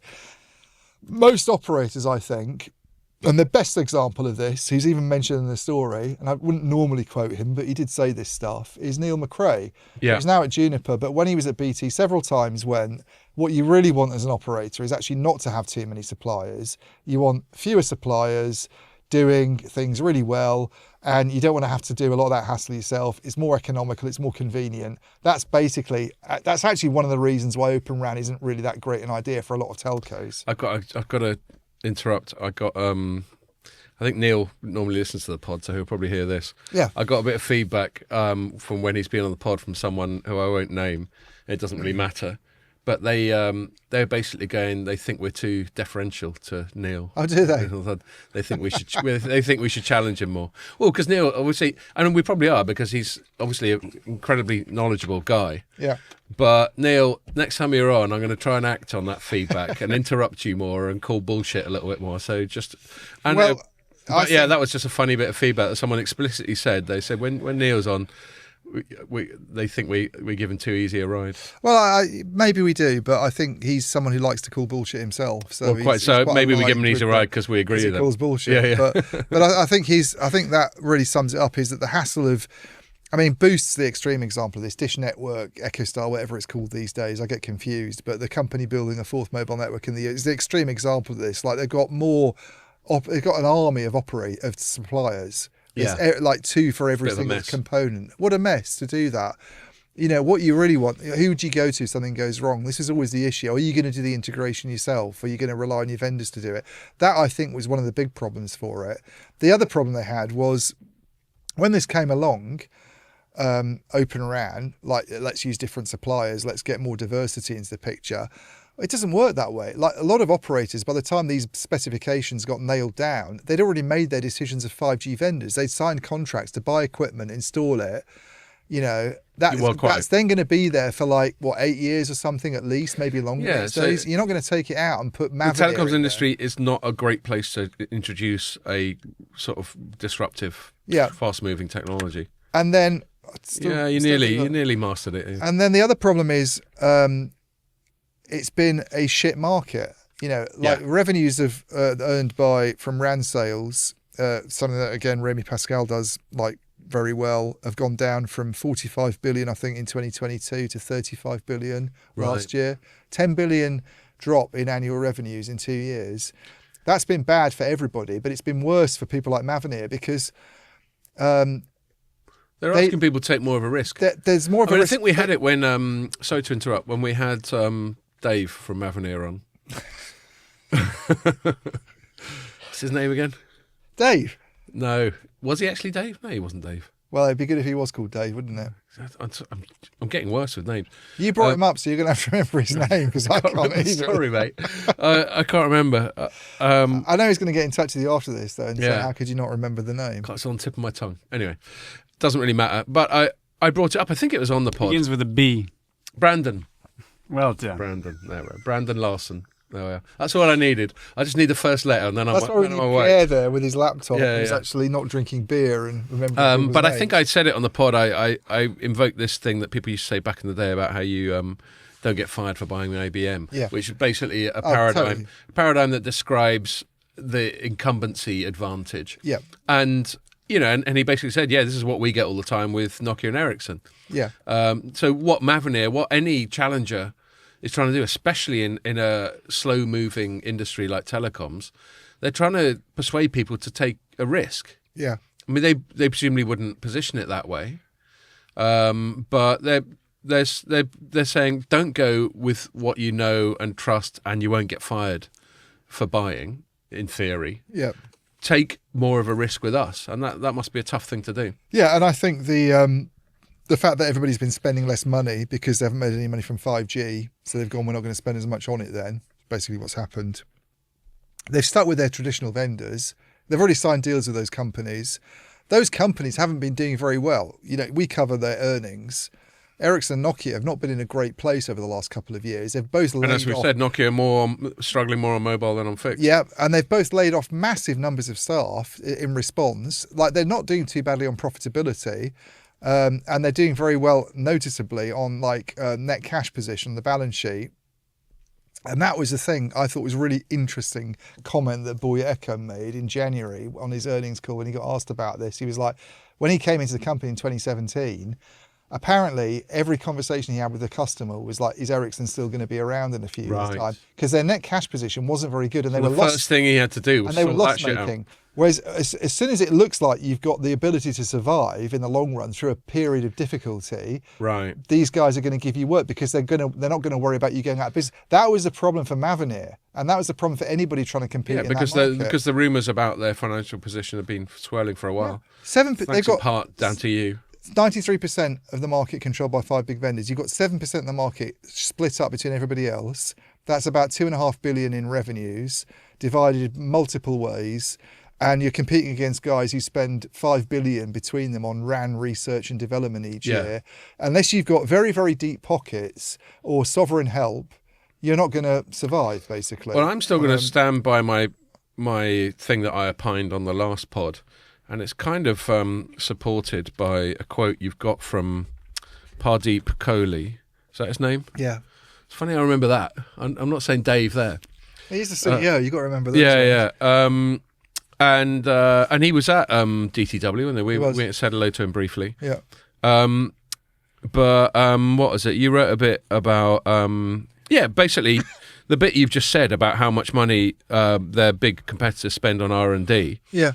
And he goes, challengers would need, this is you wrote, challengers would need very deep pockets or government help to compete, and sovereign aid has not been forthcoming. And then you quote Pardeep Kohli, that's the problem.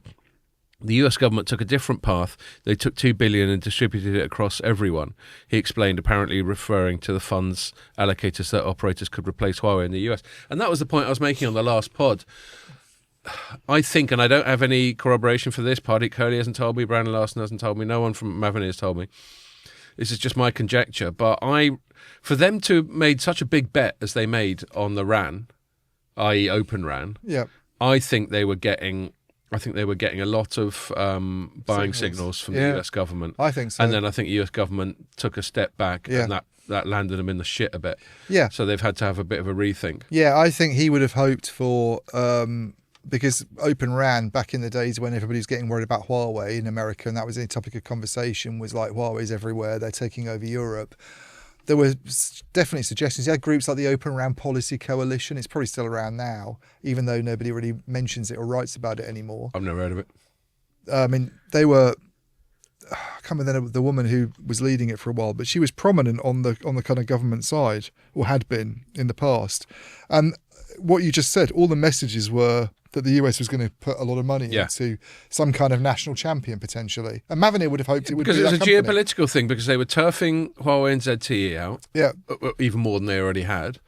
They were aware that left them with a duopoly, and over time it's gravitating towards a monopoly of Ericsson in the US. Yeah.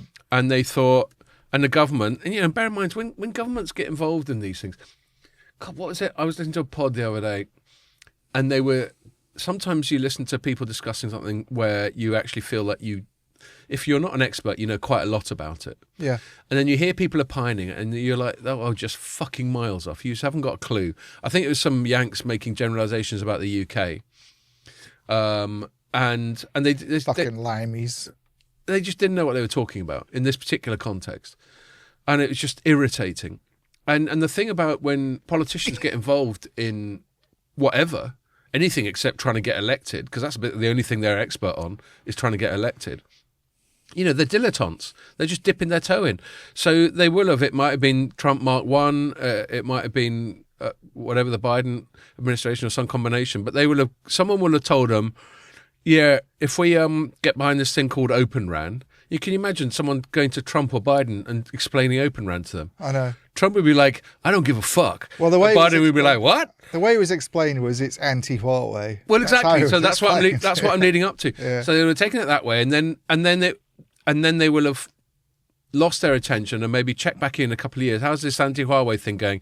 Yeah, it's going a bit slow. Then can it? Fuck it. Yeah. Yeah, because they can make these. Trump's the best example of it. How whimsical he is. They can just make these snap judgments. And so I suppose the moral of the story, and this is no diss on Mavenir or Pardeep Kohli or any of the people making the decision, but the moral of the story is careful how much you attach, back to my prejudices, careful how much you touch your flag to the fucking government. Yeah. Because they can change their mind at any moment. Yep. Right. On that, we're nearly out of time, and we wanted to, I mean, we haven't really got time to do it justice, but I trailed it at the start, so we better mention it. Both of us have written a little bit about Google Cloud. So where's my one? So my one I wrote, this is actually last Friday, but certainly since the last pod. I said, so this is the day after we came back from Copenhagen, so it's still in the forefront of my mind. US big tech scrambles to keep up with Google in the AI cloud.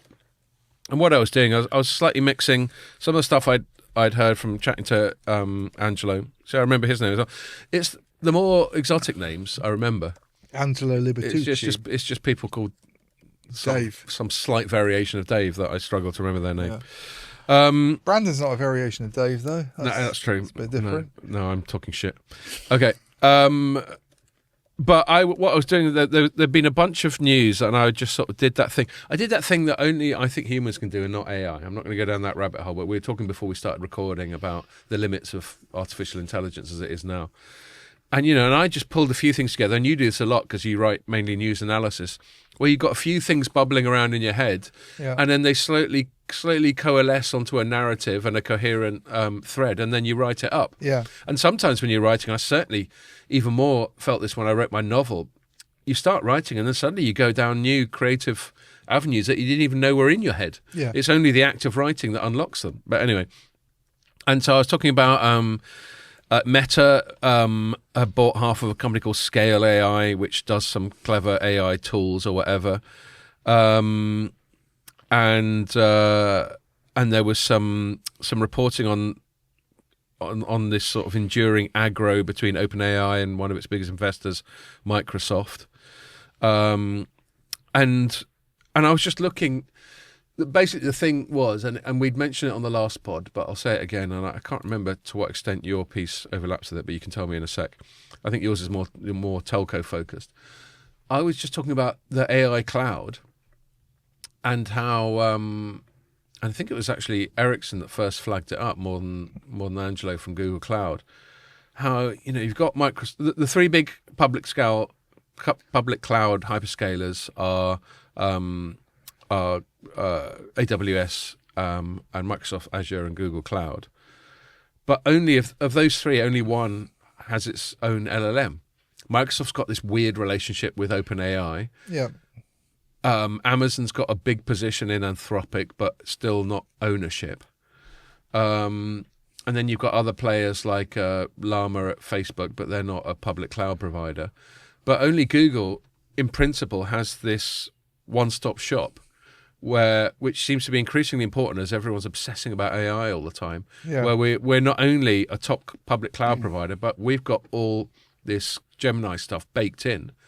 And so that was the premise of my piece, is just going that they just seem to be a natural advantage given the way the tech industry has evolved, i.e. towards cloud and AI. They're the only ones who have real fundamental strength in both. Yeah. Out of all the big US companies. But what was your headline was Google preps public cloud charge at Telecom as Microsoft wobbles. So what was your angle? Yeah, well, I mean, before that, and we might not have time to talk about that one anyway, but I think that point you made is interesting on the Google doing both, because it could be a big advantage, but it could also be a disadvantage if people are worried about, and maybe this is one of the reasons that someone like Amazon hasn't made a bigger move for Anthropic, and it's quite happy to sit there as a we'll back it, and we'll still be able to. But we'll still be able to say we're actually not. Yeah. We're not, because people are. That's true. It's a bit of a one-stop shop.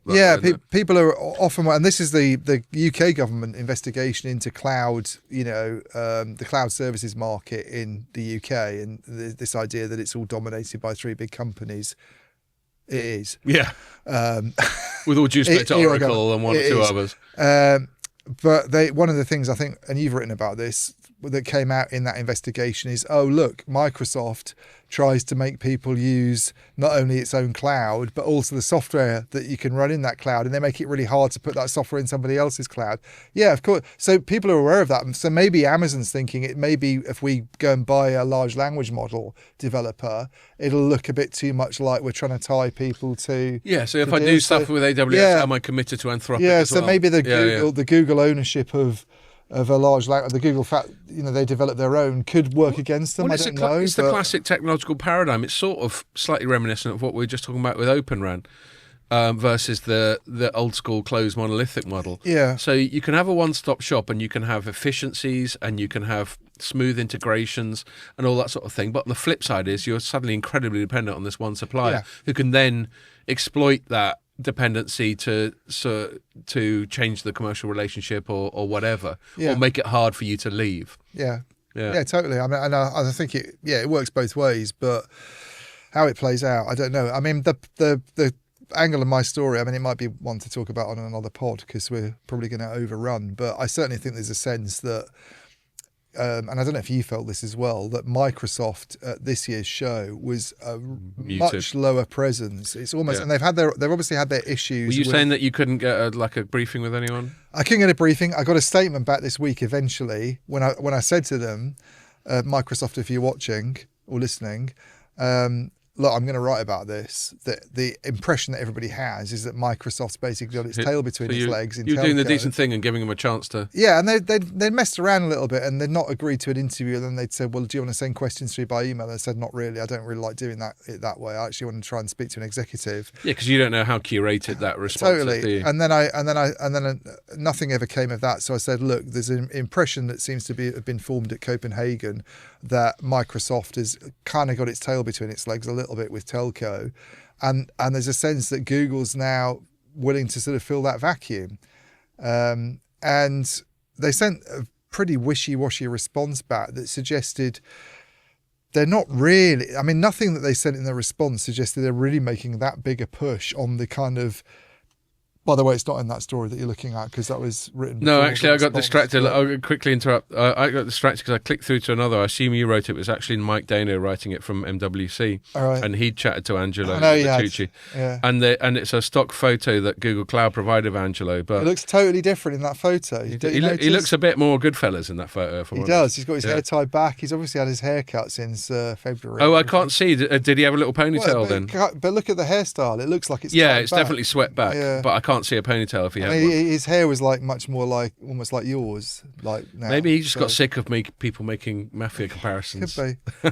But yeah, I mean, I think there's a sense they're trying. The Microsoft response that I got, they had very, very little to say about any of the questions that I asked, which are very much to do with what you're doing to support telco workloads like 5G core, IMS, RAN, this sort of stuff, as opposed to just doing the kind of normal IT stuff, the AI stuff for IT operations that you might do for lots of types of companies. And what have they done, by the way? They've sold Metaswitch, which is their attempt to sort of kind of get into telco more.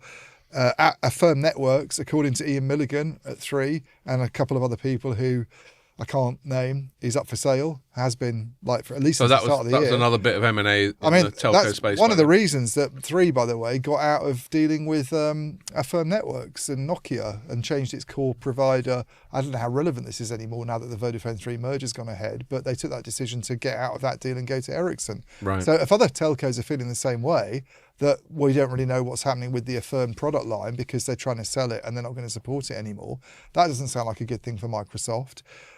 Sean Hackle left this week. Oh, I saw that on LinkedIn. Yeah, Sean Hackle, who was kind of like one of their main tech guys, to be honest with you, to address cloud stuff for telcos, has basically gone to AT&T. They look like they're like, this is the headline, the wobbling, that they're not really that committed as they were to doing telco stuff, Microsoft, to me. And I think that it looks like it, doesn't it? Google probably senses an opportunity to come along. And I think you're spot on, and good for them. But we could talk about that in more detail in another pod, I'm sure. Yeah, well, and explain why. But no, we will, and maybe. I mean, I'm not going to be doing any writing for 3 weeks, but maybe you'll have written about it by the time we come back. Yeah, I've deliberately. Actually, no, I was going to say I deliberately kept the pod that we came back guest free. but then I had to move a guest because Pierre decided to do one of his suddenly springing a fucking holiday on us routines. When? Oh, yeah. Yeah. Oh, he says the guy who's leaving tomorrow. Yeah, but the guy who's leaving tomorrow and who's telegraphed that for many months is my point. Anyway, Wow. so I was intending to leave that one free so that I could just do a catch up, but we're gonna have a guest, but it's fine. Yeah, obviously we didn't leave ourselves enough time to get into that. I think it's a good point in which to end it because they're one to watch. Yeah. I think the public cloud provider, that whole space is going to be fascinating, and where the Venn diagram with AI overlaps is going to be fascinating, and then where the Venn diagram with telecoms overlaps is going to be fascinating. And I think we both agree that at this particular moment, Google seems quite well positioned for all that. Yeah. I want to say one thing before we go. Just talk about not even necessarily conversation. There's like a Scott Pacino self-indulgent bit right at the end. I wrote one other piece talking about Google, but nothing to do with cloud. This week says the UK prepares to clip Google's wings in search, and it's to do with the Competition and Markets Authority, which is our main sort of business regulator, I guess, in the UK. My side of head was the CMA is thinking of placing Google under enhanced regulatory scrutiny, which is the first step towards imposing restrictions. So that was quite straight down the line. But then I was quite sarky in my first main paragraph. I said, in the CMA vernacular, it is, quote, proposing to designate Google with strategic market status in general search and search advertising, close quote. The CMA has perceived that Google has a dominant share of those markets, which in turn it has deduced may have negative effect on competition. That's why they get the big bucks. And that's where I just couldn't help being sarky. The CMA has taken all this time. In how long has Google been dominant in search? 20, 30 years? Well, yeah, 20. And then they've suddenly gone, and it kind of brings me back to our bitching and moaning about our inability to do infrastructure in any kind of expeditious way. And why are we here in 2025, the CMA, and it's only a very preliminary search, they're proposing to designate it with a certain status. So they're not doing anything. Yeah. They're not even doing the start of something. They're proposing to do the start of something. Contemplating. Yeah, you know what I mean? They're just stroking their beard and going, these... I thought you were going to say something else.